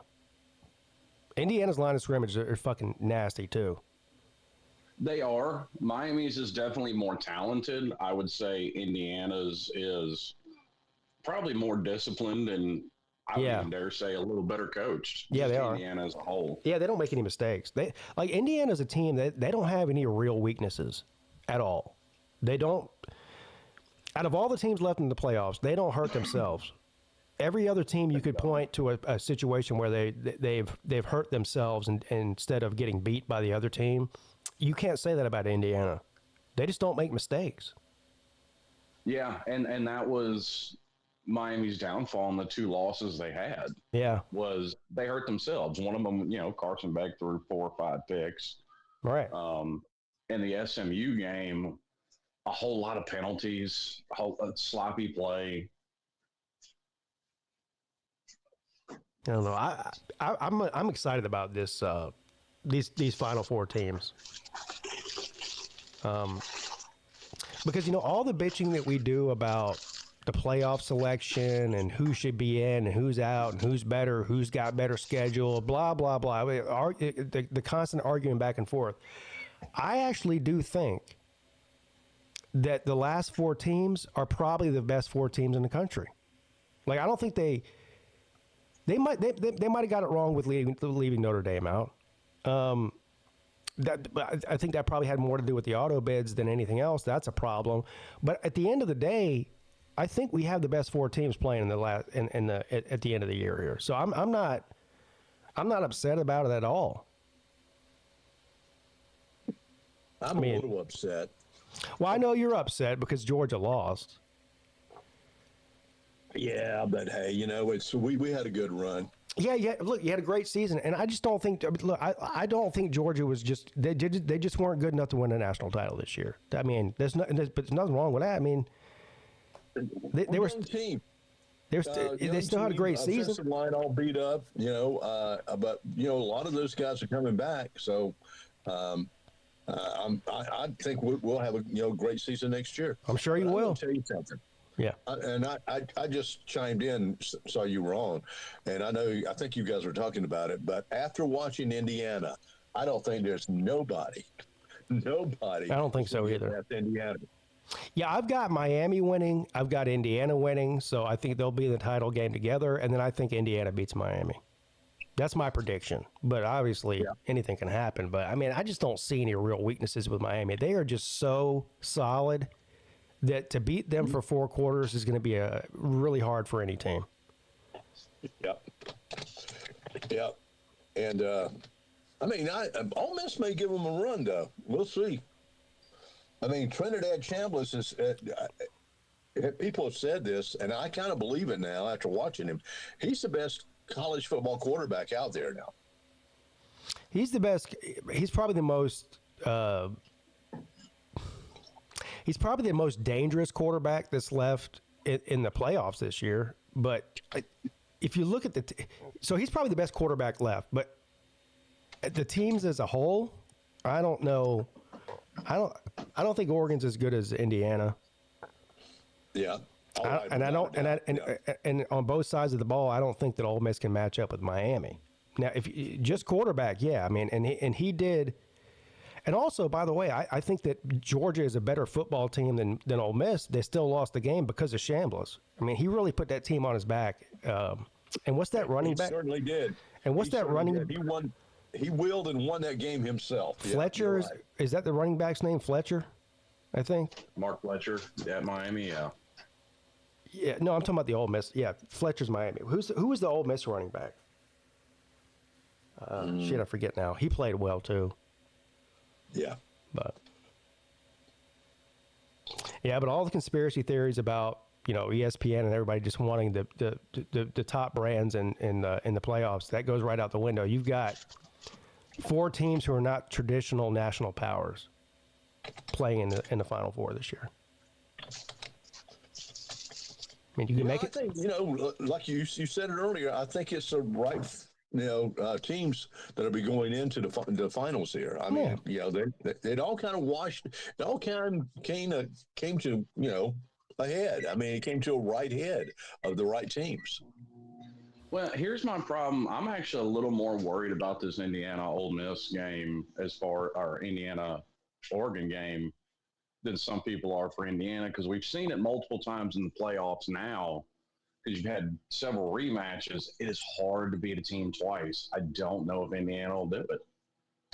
Hey, I disagree with that. I think Indiana's a lot better than Oregon. The first time they played, I think they're a lot better than Oregon now. And Kurt Cignetti looks like the damn BTK killer, so you don't want to fuck with him. Yeah. Kurt Cignetti does seem like the bad guy from a horror film. He really does. Doesn't he? I mean, he really does. A lot of people don't like him because of the shit he talks, but if you talk that kind of shit and you back it up, I can't hate on you. No, neither can I. When we said some interview and he said, "I win, Google me." He you know what he is, and here's why a lot of people don't like him. And a lot of people don't like this comparison. He's like the Donald Trump of college football. Uh-oh. He talks Well, that. kind of is. You're right. That's a good analogy there, Pete. Yeah. Yeah. He talks about he likes to talk about himself, how great he is, and he backs it up. Yep, he does. I mean, that's kind of he does do just that. Yeah. Yeah. I mean, but he also has reason to. I mean, he took a basketball school and quite possibly is fixing to have them in the football national championship. Yeah, what he's done at Indiana in the past 2 years is nothing short of remarkable. A miracle almost. I mean, yeah. I mean, absolutely. I mean, they thinks of Indiana in college football. They had a good team last year, but nobody, even after the good year they had last year, was sitting around going, you know, who's going to be a national title contender this year? Indiana. Not a single person. And, you know, not any of the media pundits, not any of the YouTube people, hell, not even the Indiana fans. We're sitting around saying Indiana's going to look the way they did this year. So everybody was wrong about Indiana. Now, to be fair, some people are trying to crown him the next, you know, Tom Osborne or Nick Saban, whoever you want to point to. Let's see him make it more than once before we go that far. Well, I do think it's significant that he's staying at Indiana with all the job openings, and he signed a long-term deal there. And obviously, his name's got clout now. And I mean, I think Indiana. I'm not saying he's going to do a Nick Saban or a Dabo Swinney thing and win multiple national titles in the next 5 years or anything. But I do think Indiana's going to be a good team for a while as long as he's there now. Sure, they're not just going to go away. Agree, but at the same time, if he never makes the playoffs again, a lot of the stuff being talked about him looks kind of foolish. Or hell, even necessarily making the playoffs. Like, I don't know that I don't know that Riley a great coach. But I don't know that in my lifetime I've seen a turnaround from one of the worst teams in the country to one of the best teams in the country in such a short period of time. Can you name one? I would agree with that, yeah. I mean, Clemson was one, but that was more of a slow and steady rise with Dabo. It wasn't like it is now. What he's doing. Yeah, it took. I mean, even when Miami came to prominence, it took him 5 years. Yeah. So what he's doing is pretty. I mean, we just haven't seen. I've never seen it before in my life. Scott, you're a lot older. Can you tell me another team that's done this? What they're doing in your life? In such a short amount of time? No, probably not. Not really. No, I can't think of anyone. Yeah. So I don't know. We'll see. I mean, I think Indiana wins it all, but this season's been so fucking crazy that nothing would surprise me. Like what if Ole Miss wins the whole thing? You know, with Lane Kiffin being gone. That was going to be the ultimate snub at Lane Kiffin. Yeah. Hey, have y'all heard this rumor? Now it's clickbait shit, you know. But I've seen Kirby Smart looking at the Atlanta Falcons head coach job. Yeah, he'd be retarded to take the Atlanta Falcons job when he's the head coach of Georgia. I mean, that would just be the dumbest move ever. Yeah, I mean, now there is rumor that Todd Monken is going to go be the head coach of Cleveland. Now, I believe that. Yeah, that's possible. Yep. I mean, honestly, it wouldn't surprise me if Kirby did it because, I mean, we all know at the end of the day that college still can't match the NFL pocketbook. We don't know that. No, what are you talking about? That, Slim? I mean, look, he's making $13 million a year now. I mean, that's pretty hefty. That's a hefty, amount of money to make every year. Oh, I'm not saying it is. He's a top, and he is the money maker. He's a top paid coach out there. But if you're comparing the size of pocketbooks, the NFL still dwarfs college football on what they can pay. But they don't pay. But they don't. That's right. They don't. They and the old these where you might play one, maybe two. You might coach one, maybe 2 years, and then your ass is gone. I mean, that's the way it is in the NFL. Yeah, that's the way it is in college. Not when you're Kirby. But Kirby Smart is not on a short leash. That's right. He's like Dabo. I mean, he isn't at this point, but unproven coaches in college are. But he's not unproven. He is in the NFL. Well, yeah. Well, okay. Here's an example. Nick Saban went to the NFL and he didn't do worth a shit.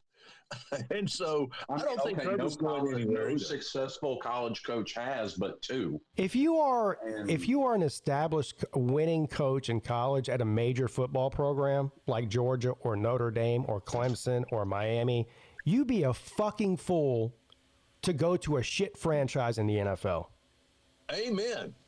You would be a fool. I just don't see it happening. But how many of them have done it? Steve Spurrier not that many. Jimmy Johnson did it. Pete not Carroll that many. Did it.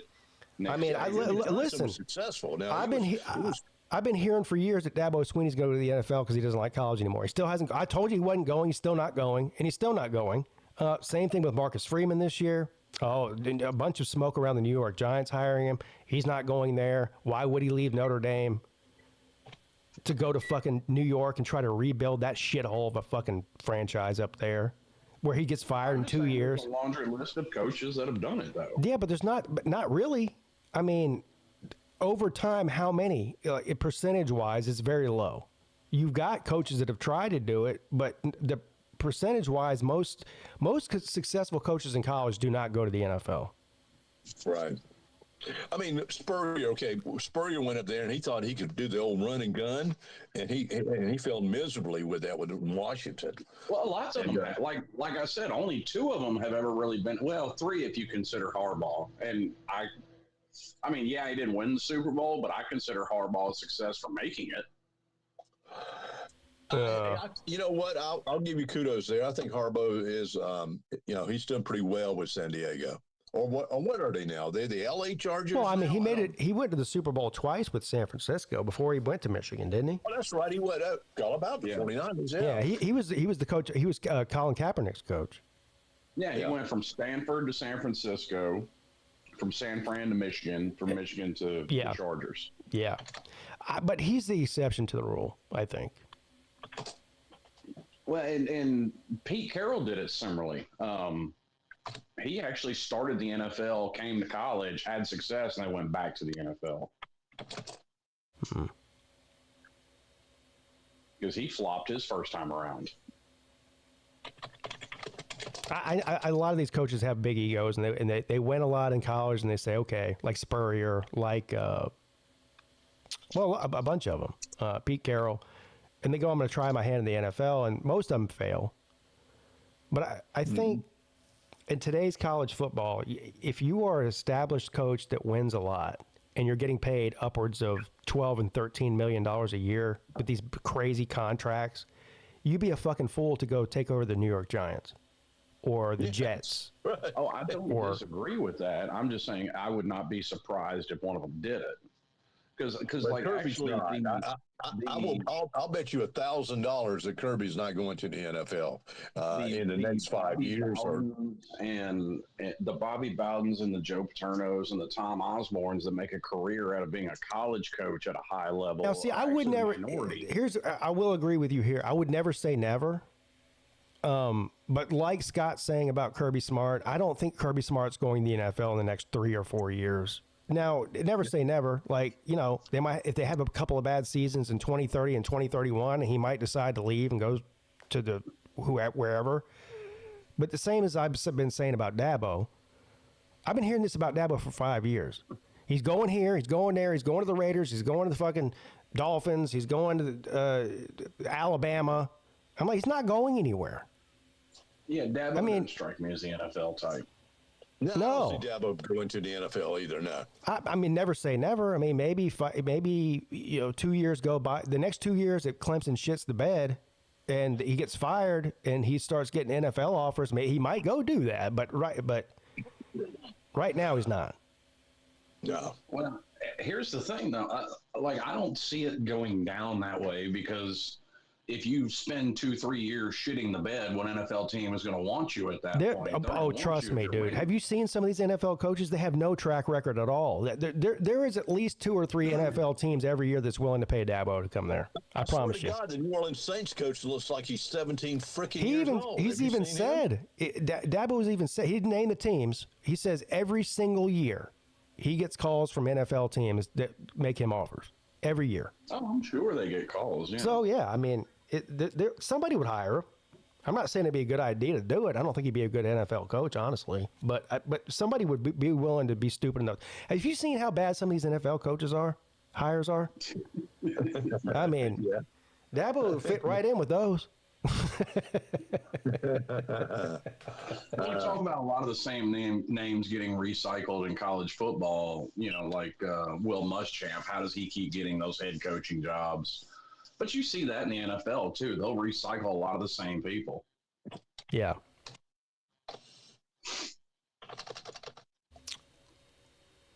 I mean, I think the difference between college and the NFL, the money is about the same at this point. It used to be over the past 10 years or so that college coaches were getting these major contracts. Now the NFL is starting to kind of follow suit with that. The difference is the NFL, you're on a shorter leash, even than college. I mean, even bad college coaches get 4 and 5 years before they get fired. Most of them. I mean, not really. You're actually seeing it more trend towards 2 and 3. That's the NFL model, 2 and 3. I do think though. Manny Diaz. I think the NFL model. Now, as far as a lifestyle, and if you care about lifestyle instead of winning, the NFL lifestyle is easier. The season's a little bit longer, but it's much more structured with free agency and the draft and all that. It's very structured. Right now, college football is not. It's far from that as you can get. It's the Wild West. So, and not only that, you actually get time off as an NFL coach. I mean, if you're a that's what I'm saying. Coach, you're recruiting year round. Yeah, that's what I mean. As far as a lifestyle goes, I think the NFL job is probably easier lifestyle because it's so much more regimented and structured, and you know what you can plan out your year. As a college coach, you're all, there is no off season. No. You're all over the place all the time. Constantly recruiting, constantly looking 2 and 3 years down the line from this year. In the NFL, it's all about what are we going to do this year? You've only got to focus on 12 months. In college football, you're focusing on the next 72 months. Yeah. So it's much more difficult to be successful at a high level in college, I think, than it is in the NFL. But I still can't. I don't know. 80% of the damn coaches in the NFL anymore. I don't even know who these guys are. Yeah, they change it. Yeah, they change. I mean, we see 6 or 7 head coaching vacancies at Power 4 programs in college football, and we think it's a big deal. But there's 132 teams, and meanwhile, if you had 6 or 7 coaching vacancies in the NFL every year, I mean, that would be a big deal. Yeah, that's almost a quarter of the league. Yeah, right. So, how you guys doing this morning? How you doing, Ballard? I'm doing all right. Got the TV on, watched some ESPN. They got Juice Poot on Get Up, so I muted it. So, morning, y'all. I was gonna say, to be successful, college, NFL coach, and bring a program back to success, let Michael Irvin do cocaine. Michael Irvin already doing cocaine. Yeah. That's why I said prove me wrong. He did cocaine when he was in college. He did cocaine when he was in the NFL, and he's doing cocaine now. He's back. He won 3 Super Bowls, and he won national championships with Miami. Yeah. So does that mean Miami's fixing to win 4 national titles because Michael Irvin's back on the blow? That's it. I don't know There you go, Slim. That's correct. I get it this year. Hey, That's correct. He get on that. All about you, baby. If Miami wins the national title, I think Michael Irvin might actually die on the sideline. I agree. He fucking have a heart attack. His heart would explode. Yeah. Hell, his cocaine dealer would be on the sideline giving it to him. I ain't gonna lie, they had Ray Lewis at that Ohio State game too, and he was going nuts. He was, but not like Michael. There you look at Michael Irvin. No, well, Mike's just different. You're looking at Michael. Yeah, Michael Irvin's like he's on a whole nother. He's living in his own world, buddy. We're just it's his world. And we're just living in it.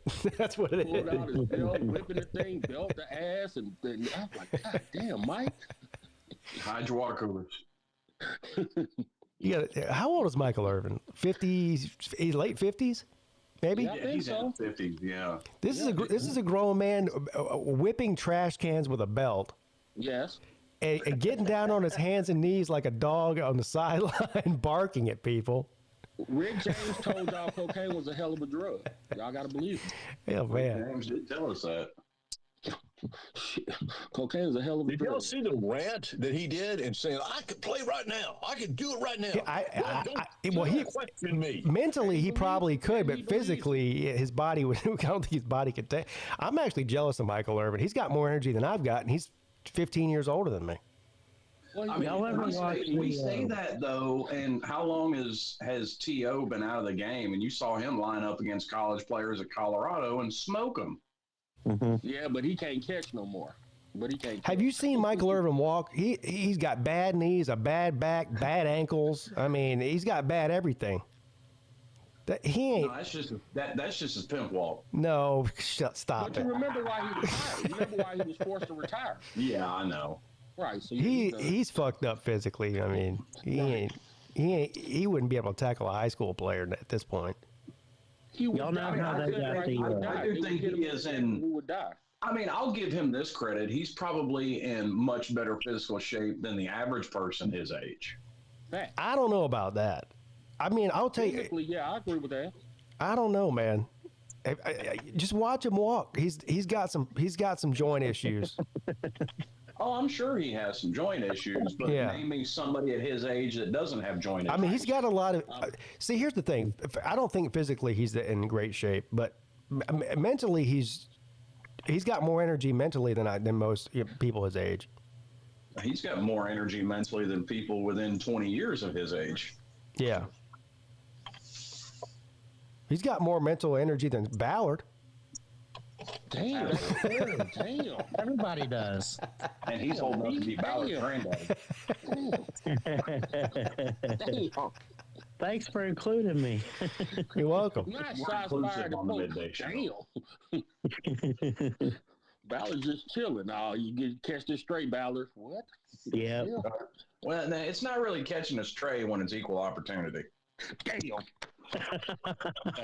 All the sex Ballard's having now, though, it's been good for his cardio. Bro, I ain't keeping you up to date on that. Shut the hell up. That's not true. That's not true when you're constantly on bottom. Fuck you. You've been gone too long, boy. You've been gone too long. This is oh man. See, this is what happens when you don't do a midday show for 2 weeks. It gets wild. Yeah. That's what makes it so good. He might need to just reschedule for every 2 weeks so we have more stuff to talk about and laugh at. That might be a good idea, Ballard. I'll just do a midday show once every 2 weeks. Yeah. Yeah, probably. Oh.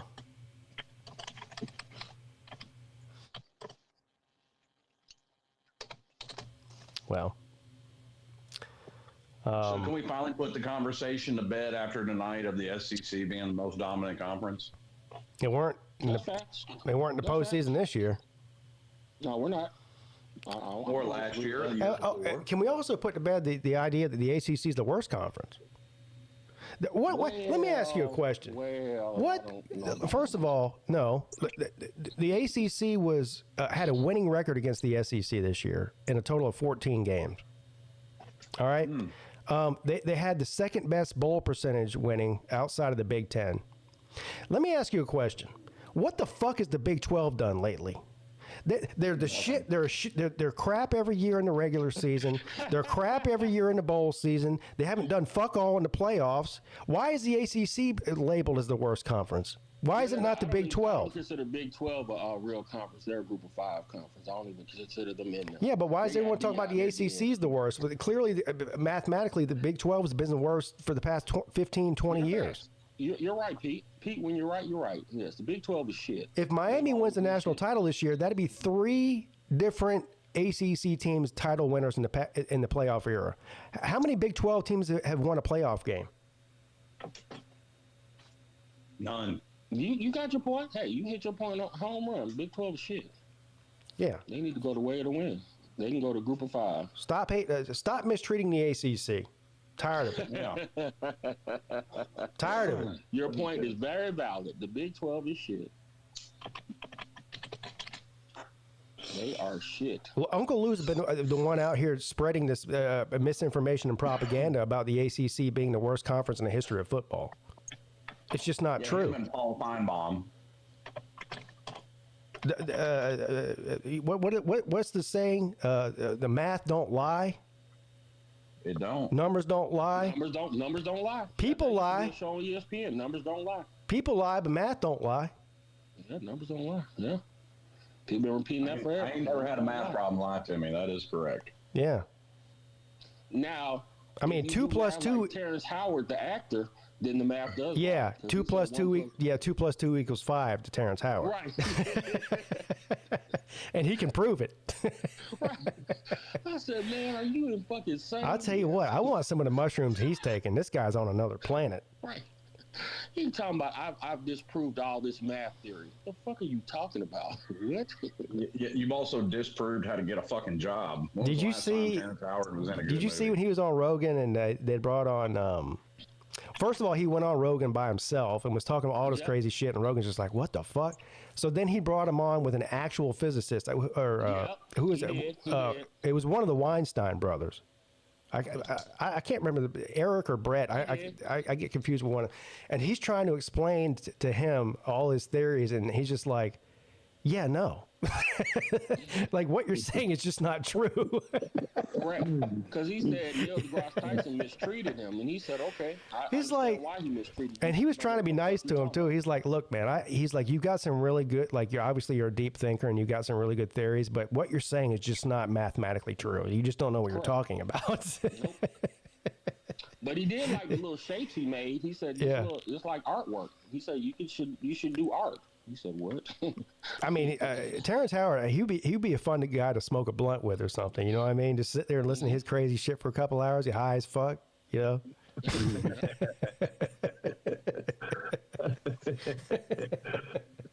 Would be. Yeah. Well, he messed up. I was going to say, Slim, he messed up his Marvel contract talking that crazy shit. So that was. He talked about that too. He talked himself right out of it. Yeah, I know. That's how Don Cheadle ended up in it. I know. Yeah, but he's fucked up. I saw Terrence Howard when they were filming Hustle and Flow in Memphis. Oh yeah, I like him. I think he's funny as fuck. He's a great actor. He's a good actor. He was great in a number of he's a good actor. And I think he means well too. I just think he's out there. He's just a little out there. Yeah. Yeah. Nothing wrong with that. We need a new podcast, Terrence Howard and TK. I'd listen to a Terrence Howard podcast every day. If he did a podcast, I'd listen to that shit every day. I would. Yeah, because you never know what he's going to say. Yeah. What subject matter he's going to have. I love listening to talk crazy. It's just fun. That's a great too. I need Cat Williams on some more podcasts because he's great whenever he's on them. He's funny as shit. He's a great comedian. Cat Williams, what was it? Shannon Sharp had the highest amount of audience ever in his podcast with Cat Williams. Yeah, Cat Williams is funny. He's funny. Oh, going back to the point you were making about all the besmirchment of the ACC, they pivoted their argument. Have you heard Cam Newton's argument now? No, who gives a fuck what Cam Newton says about ACC? Even though the SEC has got all but one team left in it. Well, it's not that they're necessarily the deepest league, but they do the highest numbers as far as ratings. Okay. That's what makes the SEC better, which also is only partly true. I mean, Notre Dame's up there in viewership. Everybody knows that. Miami's up there. A lot of people still watch Southern Cal, as abysmal as they are. A lot of people still watch Ohio State. So ratings have nothing to do with how good your team is. I mean, Notre Dame is a perfect example of that. Well, they're like I said, they're having to pivot their argument now. Ask the Cowboys about getting ratings. Yeah, exactly. For half the season, the Cowboys are the most viewed team in the country. The Cowboys are the Notre Dame of the NFL. Notre Dame's better. No, I'm gonna give Notre Dame more credit than the Cowboys. I don't know, man. Well, Notre Dame has won a playoff they made game a championship in the past 30 years. The Cowboys done nothing. When was the last Cowboys? When was the last Cowboys title? 90. What was that? The Cowboys haven't won a playoff game since '96. Yeah, so that was the last time they won the Super Bowl, right? 96. That's when Troy Aikman was the quarterback. Damn, that's way back when. Yeah. So they ain't shit. They ain't won a playoff game. So Notre Dame, I gotta. So what we're saying here is the Cowboys are slightly more relevant than Notre Dame hasn't won a title since what, 88? Yeah, but at least they made it to a championship. Won a playoff game. Won a playoff championship. Yeah. Yeah. They ain't done that. Damn. Notre Dame's the Cowboys of college football. That's sad. That is sad. But also hilarious at the same time. Jerry Jones is his own enemy. He got rid of the greatest coach he ever had, and he just fucking Jerry Jones. The problem with the Dallas Cowboys is Jerry Jones. Yeah, that's what I said. I mean, and Jerry finally admitted it too. You take Jerry out of the damn equation, and Cowboys could be a damn decent team. But as long as that motherfucker owns them, they're not. I mean, isn't that the story for most NFL franchises, though? It's the ownership getting in the way, because that's the story for Carolina. It's been the story for Blank with the damn Falcons. Absolutely, yes. Yeah, the Jets, the Raiders, Put them Cincinnati. Cleveland. Yeah, Cleveland. Well, I don't know if it's the ownership. Had 42 quarterbacks since '99. Yeah, the ownership's the problem. The ownership is definitely the problem. Yeah. Yeah, I'm gonna have to agree with Yoda on that. You can't have that many quarterbacks. You can't make that many mistakes. How many general managers have they been through? Who knows? They keep firing, blaming the general manager. The problem's at the top. The owner's the one fucking it. They don't know what they're doing.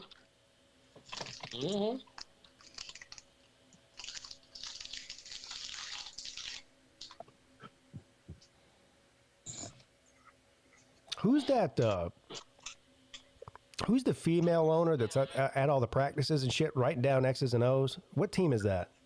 Colts. The Lions? The Colts. Yeah, it's the Colts. The Colts remember the guy died for the Colts, and now his daughter. Yeah, Ursay or whatever. Yep. Yeah, so his daughter's out there at practice with a fucking notepad every practice, writing down X's and O's. She's out there trying to call plays or something. What the fuck is going on? Oh, I thought you were talking about North Carolina. My bad. Well, that too. It came late for me, but yeah, I got the joke. Yep, old Jim Irsay. He another drug problem man. Oh yeah, he was on that Rush Limbaugh cocktail. Yep. Remember they pulled him over. They pulled him over drunk. He had like 40 pills. Like, what the yeah. He had cocaine, pills. He was having a party, that guy. Right. They said, why don't you have that shit delivered? Was I thinking? I'm like, you're rich as fuck. Why are you driving around with this shit? Hey. Look, man. Why not? That's what he was saying. Why not? Speaking of getting pulled over for drunk driving, we had this guy brought in. I swear to God, they brought in the crypt keeper on DUI yesterday. Damn. That dude looked just like him. I mean, like bald spot on the top, but the stringy long hair. Dude, for real, looked like the Crypt Keeper. He got brought in on DUI because he wrecked into some parked cars. Damn. Well, Happy New Year, motherfucker. yeah, I guess it's good better to wreck into parked cars than ones that are on the road with people in them. You know, give them credit for that. Yeah, I guess. That happened in my niece's school. One of their teachers went out. It was after Thanksgiving. Went out, buying alcohol, came back and crashed the students' cars and got arrested at the school. Damn. At the school? They started New Year's fucking early. Man, I got off on New Year's Eve at 6 o'clock. From 5:40 to 6 when I walked out the gate, they had brought in 5 people. They just arrested, last night, they just arrested a homeless man that lives like literally 100 feet from my house. When I say lives, he's been sleeping. There's a church right behind my house, and he's been sleeping like behind the church and for like a year, really. But there's also this apartment complex right by my house, and apparently it rained the other night. And so over in that apartment complex, there's a pool area, and it has like a covered gazebo area. So it was raining, so he went and slept under there because it was raining, so he would stay dry. And some fucking Karen bitch called he doesn't cause no problems around here. He's been here for a year. He doesn't break into shit. He keeps to himself pretty much. Some fucking Karen over in the apartment complex called the police on him, and they came and arrested him. I'm like, I mean, I get it if he's like bothering people, but he's not. You know what I mean? Yeah. Mm-hmm. So. Oh, we might have had the dumbest arrest since I've been there yesterday. Dude was on his way to work. He's a CO at the prison that I used to work at. About a half hour from my house. He pulled him over and gave him a ticket for riding in the left lane, which they can do. It's the passing lane.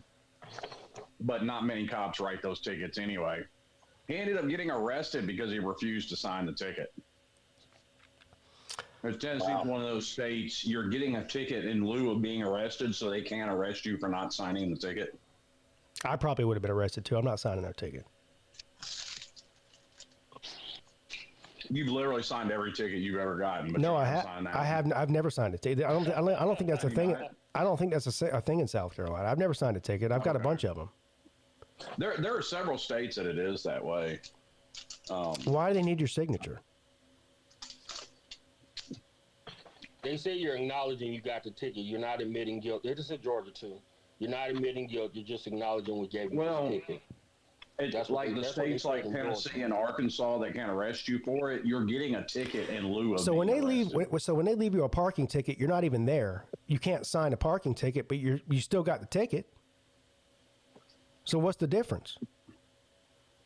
Parking ticket is a civil infraction, not criminal.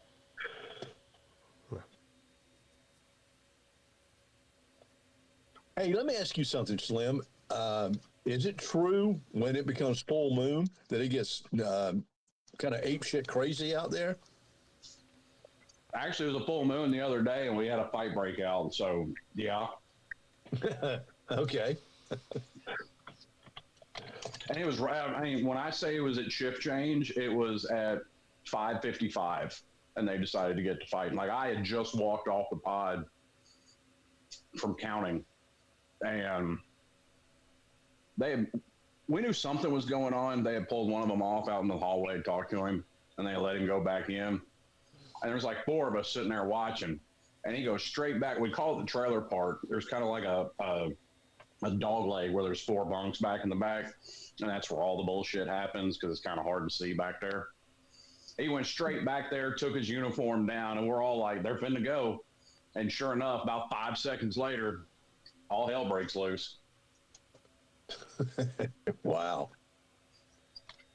I said, fuck it. I didn't feel like breaking up a fight. 5 minutes before I'm walking out the door, I fucking sprayed down both of them. Fuck y'all. I'm not hopping in the middle of it. You pepper spray them? Is that what you do? Sure did. Okay. Just wondering what and I'm sure that burns like shit, doesn't it? Oh yeah, it does. Well, the stuff that we carry is Let's see. I got the percentages on here. Listen, I've ate some hot peppers and pepper spray. I've ate some hot peppers and rubbed my eyes afterwards, and I'm guaranteed. Is that what it feels like? Oh, worse, because this is also 1% OC, which is tear gas. Oh. I've also ate some hot peppers and took a leak afterwards. You don't want to do that. No. No. Especially like a ghost pepper. Yeah. Oh my God. That'll have you calling the Lord's name. That's right. Oh, please let me bleed blood or something. Yeah, you could be. Hey, you could be. No. You could be a complete atheist. You do that, you're talking to Jesus real quick. Right. Oh Lord. Please God. Credit. I sprayed them both down. They didn't want to quit fighting, so the other officer right behind me pulled out her taser and ended it quickly. Damn. Damn. Damn, that's got to hurt too. Mm-hmm. Oh, it does. I've been tased. Fuck it. I mean, shit, I posted the video of it. It sucks. Yeah, we saw that. Yeah. That shit was no joke. Like, when it gets a good connection, you literally can't do shit. Like, it feels like your whole body just is in one big cramp. I just saw a video of this guy who was I think he was an Army Ranger or something. Anyway, he was an Iraq War vet. He's fucking big as a goddamn tank, and he was surrounded by police. I don't know what he was doing. He was out of his mind. He was drunk and out of his mind, and just like having a mental breakdown in the street. And so he wanted to take on the cops. They had 3 or 4 cops surrounding him. All of them had their guns out, and he's like begging them to come fight him. And eventually, a couple of them try to grab onto him, but he just pushed them off of him. And like, he got tased 2 or 3 times and just ripped the fucking taser out. Now I've seen that. Yeah. Yeah. He just ripped the taser out. I was like, yeah, you think your fucking taser's going to do something to me? Keep tasing me. Keep tasing me. And they kept tasing him. He just kept ripping them out. Eventually, it took there's some people that can it doesn't have that much of an effect on them. Boy, this guy was like, I don't know if he was on drugs or drunk or what, but he was just, I mean, them tasers did nothing to him. Well, and here's the thing too, and this is somebody that I work with found this out the hard way, because he tased somebody, but he was too close to him. When those prongs shoot out, if you can't get them at least 12 inches apart, it's not going to have much of an effect, if any.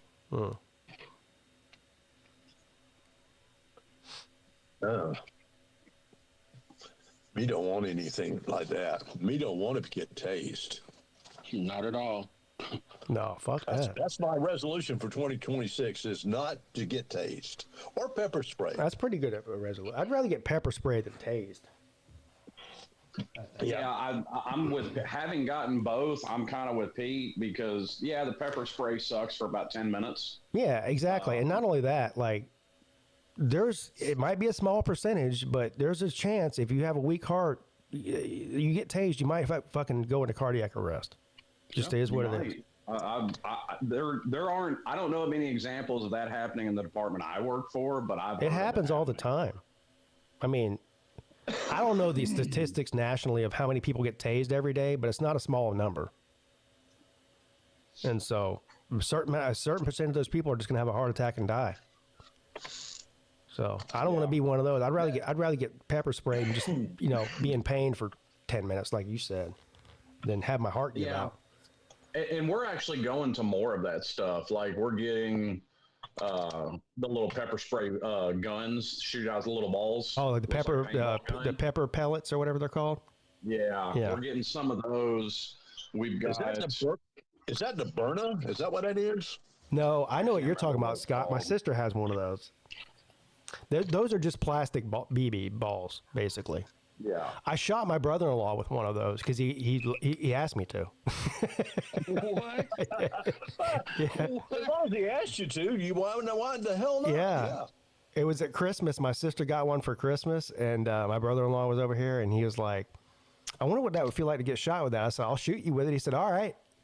So we went out in the backyard, and fucking he pulled his pants down. I can see he was in his tidy whities, and I fucking shot him right in the ass with one of those things. Oh my god! And it left it was hilarious. He fucking jumped about 3 feet in the air, and it left a giant welt on his ass. But yeah, we're getting some of those pepper ball guns. We've already got up in control. We've got a couple of shotguns with like beanbag rounds, rubber rounds. Yeah, those will knock you out if you hit somebody in the head with them. Well, these fucking things will leave a hell of a bruise on you. Well, if you hit him in the head, they might knock him out or even kill him. Well, yeah, I'm not aiming for your fucking head. I'm aiming for your abdomen. I'm not that much of a dickhead. Well, I mean, shoot somebody right in the fucking mouth with that thing, knock their teeth out. Yeah. No. Now something else, and because we're hitting the end of the year, so we've got like 5 months until the new budget. So they're trying to spend some money. And I put in for us to get one of those 40 millimeter grenade launchers with some rubber rounds. Yeah. That'll be fun. But we can also put like gas canisters, CS canisters in it, pepper spray canisters in it. Do you think shooting people with rubber bullets is fun? Kind of. Damn.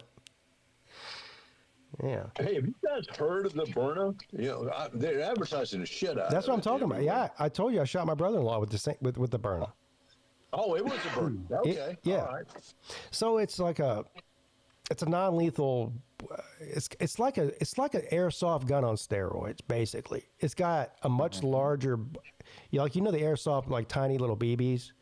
It's a much bigger bullet, or what I don't even know bullet. I don't know what you call it. A much larger projectile. It's like a polymer. Sting like a bitch. Yeah, and it shoots faster than airsoft too. So like, I forget what it is. It's like 1,400 feet per second or something. If you you're not going to kill somebody with that. It won't penetrate the skin, I don't think. But if you shoot somebody in the head or even in the torso with that several times, if they're coming at you, they're going to probably stop. I mean, well, and that's the point in that kind of stuff. That's why I'd say we get more of it. It's just more tools at our disposal that are not lethal, and that's what everybody bitches about when you use lethal options. Yeah. Plus, also to bring lethal options inside the jail, you have to have so many people sign off on it. Now, for me, I'm not using a burner for home protection or anything like that. I'm using an actual. Like if you break in my house, one of us is dying, most likely. Somebody's finna meet Jesus. Yeah, it might be me, but I ain't going out without a fight. I'm not relying on a BB to save my life. I'm relying on a bullet, an actual bullet.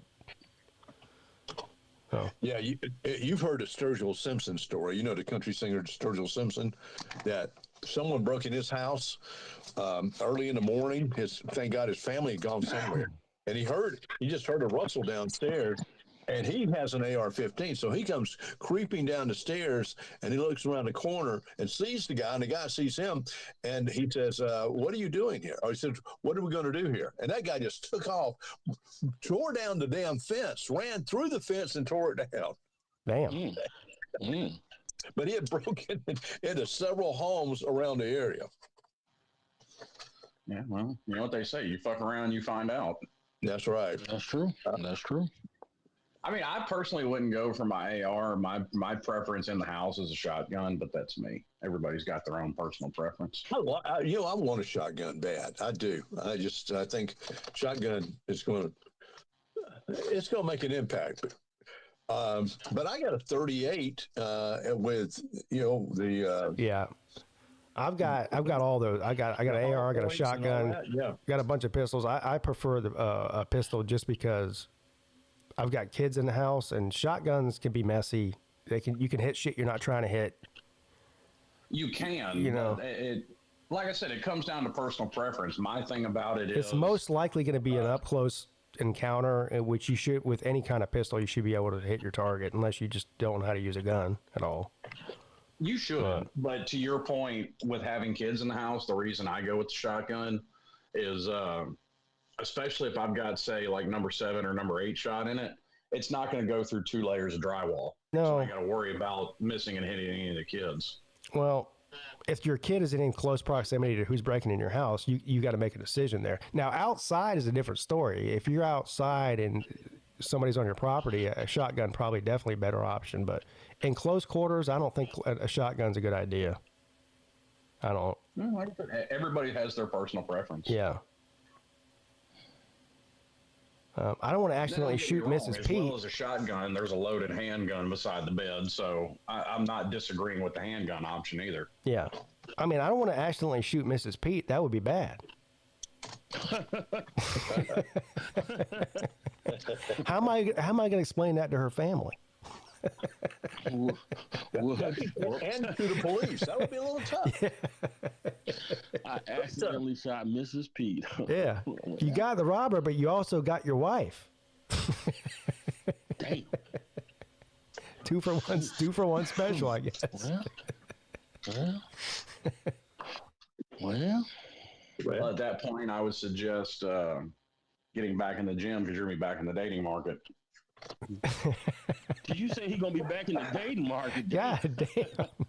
What? I mean, prison? Money? What are you talking about? In prison? He's talking about. He's talking about I have to find a new girl because I killed my other one. Now, how do you explain that to the new girl? You should leave that out. You should just leave that out. So you go on your first date and she's like, "Oh, what long-term relationship?" Well, I was married for 20 years. Oh, what happened there? Well, I killed her. Yeah, don't say that. You don't have. I accidentally shot her. At least the fourth date, not the first. You pull a you pull a Signetti. You said, "I kill wives." Google me. Yeah, don't do that either. Just don't. You don't. Oh, so you're saying just lie to her and didn't tell her I killed my wife? No. It's not a lie. You just leave that part out. Like you think she's not going to find out eventually? Well, you save it for like the fourth date, not the first. Oh, okay. Yeah, Slim's right. Yeah, so I've been meaning to tell you. You remember when you asked me about my relationships? Turns out I killed my wife. Yeah. Well, it's all in the. It's kind of like how we have to do our reports. It's all in the wording, really. It's how you word it. It was an accident, I swear. Yeah, I get he had his hands behind his back, but he did not follow instructions, so he got pepper sprayed. See, it's all in how you word it. Bold of you to assume that Peete could move on. Yeah, that's true. I can't even move on from my cat being missing. I probably couldn't move on from Mrs. Peete either. Oh, you got a missing cat? My cat went missing on Christmas morning, and I've been looking for her. And not returned? No, it's a long story, but it's been, bro. I about that earlier. I have been searching for this cat for 20 hours a fucking day for the past 14 days. Oh my God, man. That's sad. I know, it was sad. I mean, there's not a worse day of the year for your pet to go missing than on Christmas morning. It pretty much ruined the Christmas here. Oh, that's sad, man. That is really sad. So, but anyway, it's a long story. There's been a bunch of sightings and leads, and I've got traps everywhere. I got night vision goggles. I got fucking, bro. You have no idea what's going on over here. That's why I haven't done any shows. I've been looking for the fucking cat the whole time.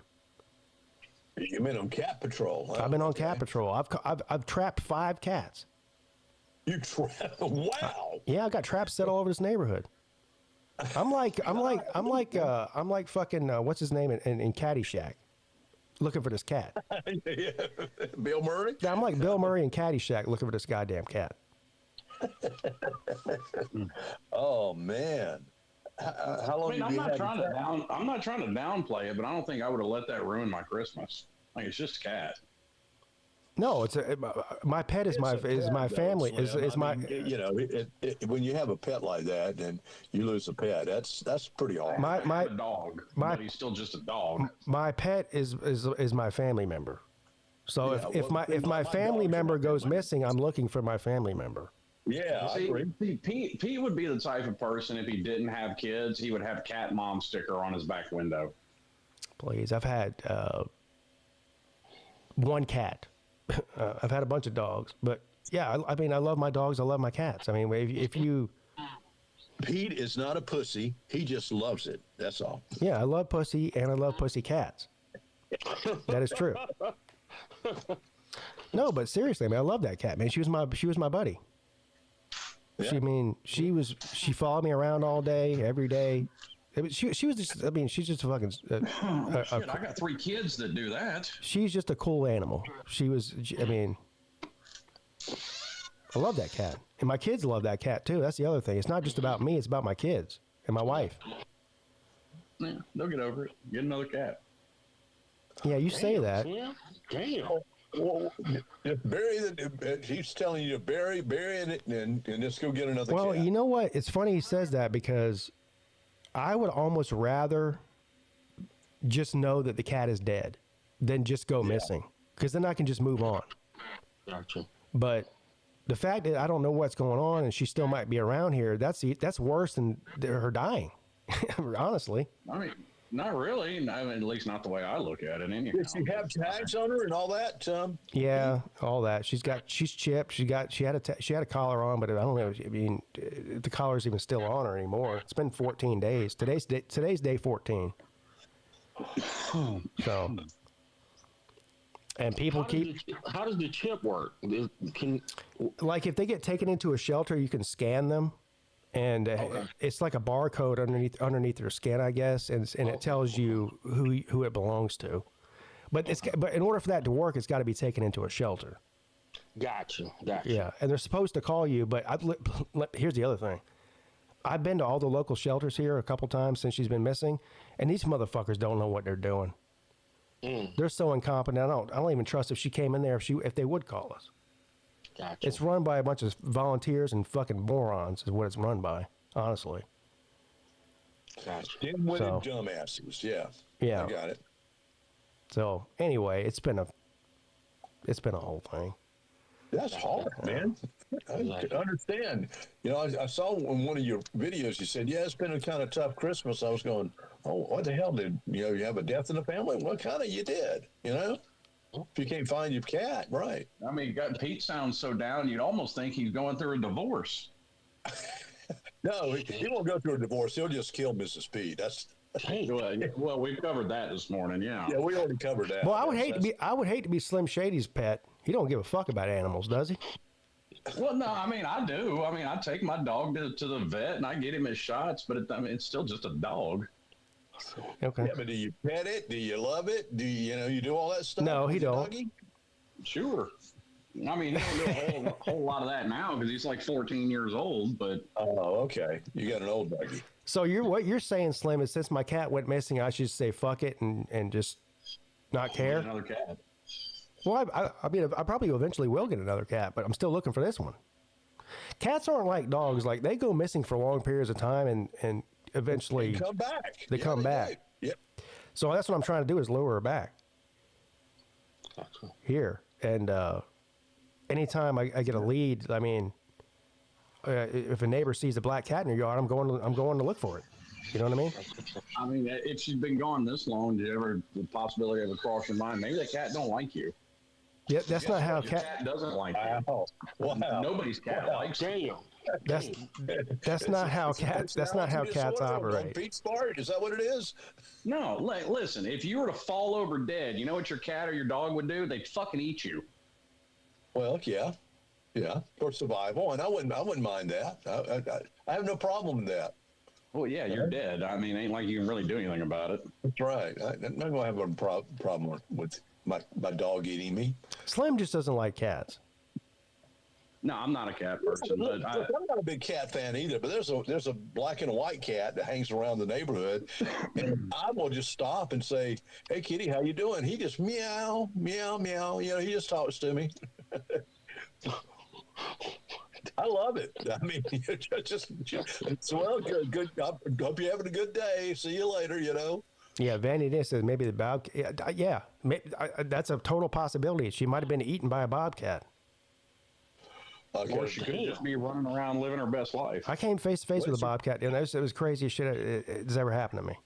She could be laid up in a meth house. You never know. Well, that's the other thing too. Is like, I mean, she's so sweet and like not scared of people. She could easily just walked up to somebody and somebody's like, okay, I like this cat, and just taking it home. I mean, people are assholes. And people are assholes. They will steal somebody's cat. Yeah, especially on Christmas, and they go give it to their kids and say, look what I got you for Christmas, honey. Cat, new cat. Yeah, so I mean, do you want to break some kid's heart by trying to take your cat back? Yeah, you know, my kid's heart's broken. How about that? Fuck that kid.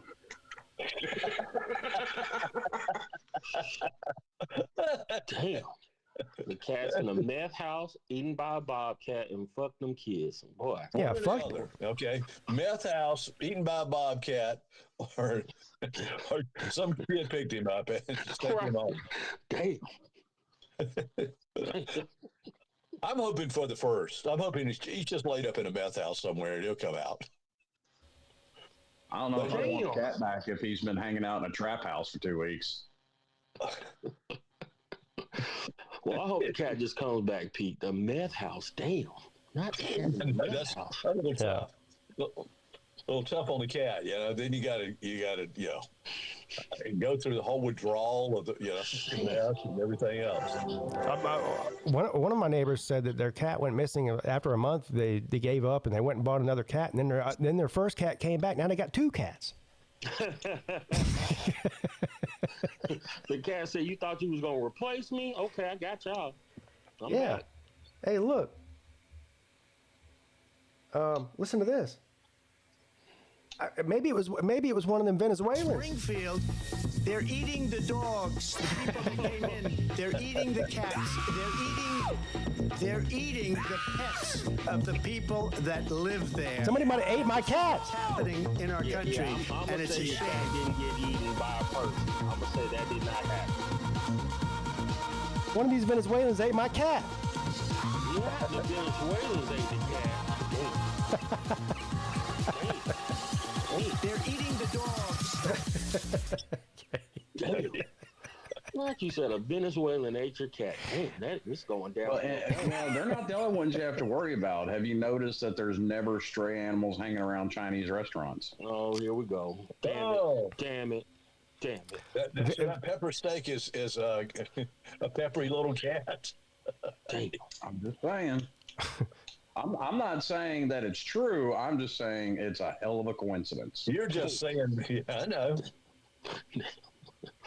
Like I said, I hope the cat just returns. This cat story is going downhill fast. Yeah. Well, I hope she returns too. Damn. The Venezuelans. Damn. Yeah, VicTube tried to correct me. He says it wasn't Venezuelans, it was Haitians. Whatever. Same difference. Damn. That's right.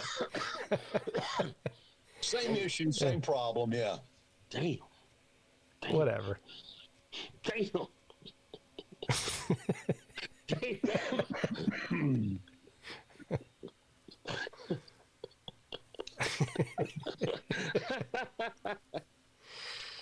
Yeah. Wow. Well, I got to run, fellas. It's been enjoyable. Yeah, I'm actually about to get off too. I've been on.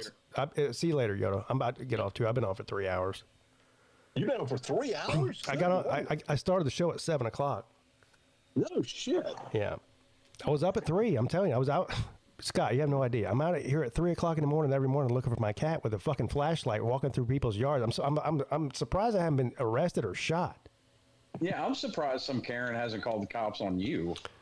I mean, they know, the whole neighborhood knows that we're looking for our cat, so it's kind of like, actually, I get that, but Karens will be Karens. I know.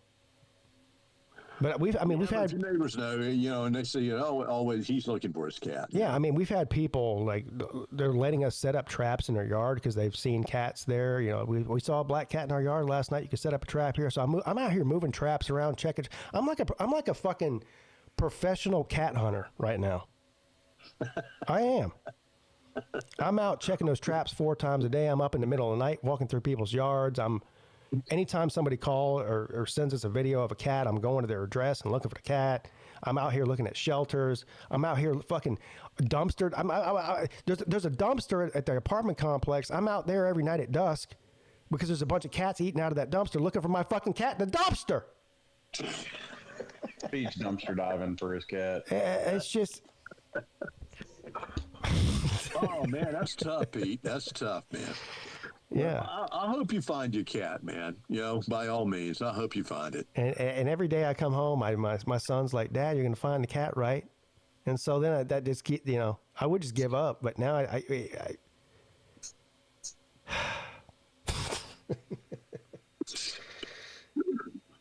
yeah. Well, yeah, that's sad, man. That is sad. Well, I do hope you find your cat. Cat hit the transfer portal. Yeah. Cat hit the transfer portal. He moved to the transfer Yeah. He's playing for South Carolina State now. Damn. I guess he got a better. Would you want that cat back? I guess the cat got a better NIL deal than I could offer. I don't know.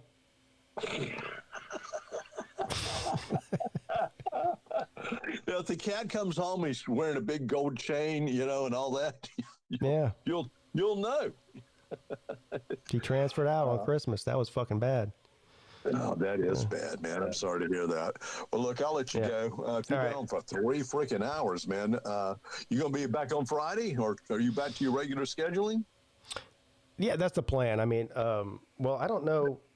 But that's based on, wait, that's based on the cat hunting, so I totally understand. Yeah, Mrs. Pete's going to be out of town, so it really depends on my kids' schedule more than anything, because I'm going to be by myself with the kids. But the game, I am streaming the Miami game on tomorrow night. Okay. So cool. I'll definitely be on that. I don't know about Friday's show yet. Okay. So. All right, man. All right. Well, hey, good cat hunting, man. Godspeed. Thank you. Yeah, man. Yeah. Talk later. All right. All right, Slim. Thanks for coming on. I hope you don't lose your dog today. That would be terrible. Yeah. It would suck, but I'll just get another dog. Yeah. All right. All right, man. All right. Talk to you later. Sorry. That's it for me. Thanks for tuning in, guys. I will be live tomorrow night, like I said. I think the game starts at 7:30. Whatever time it starts, I'll be on then. For Miami and Ole Miss. So look forward to seeing you then. Have a good day.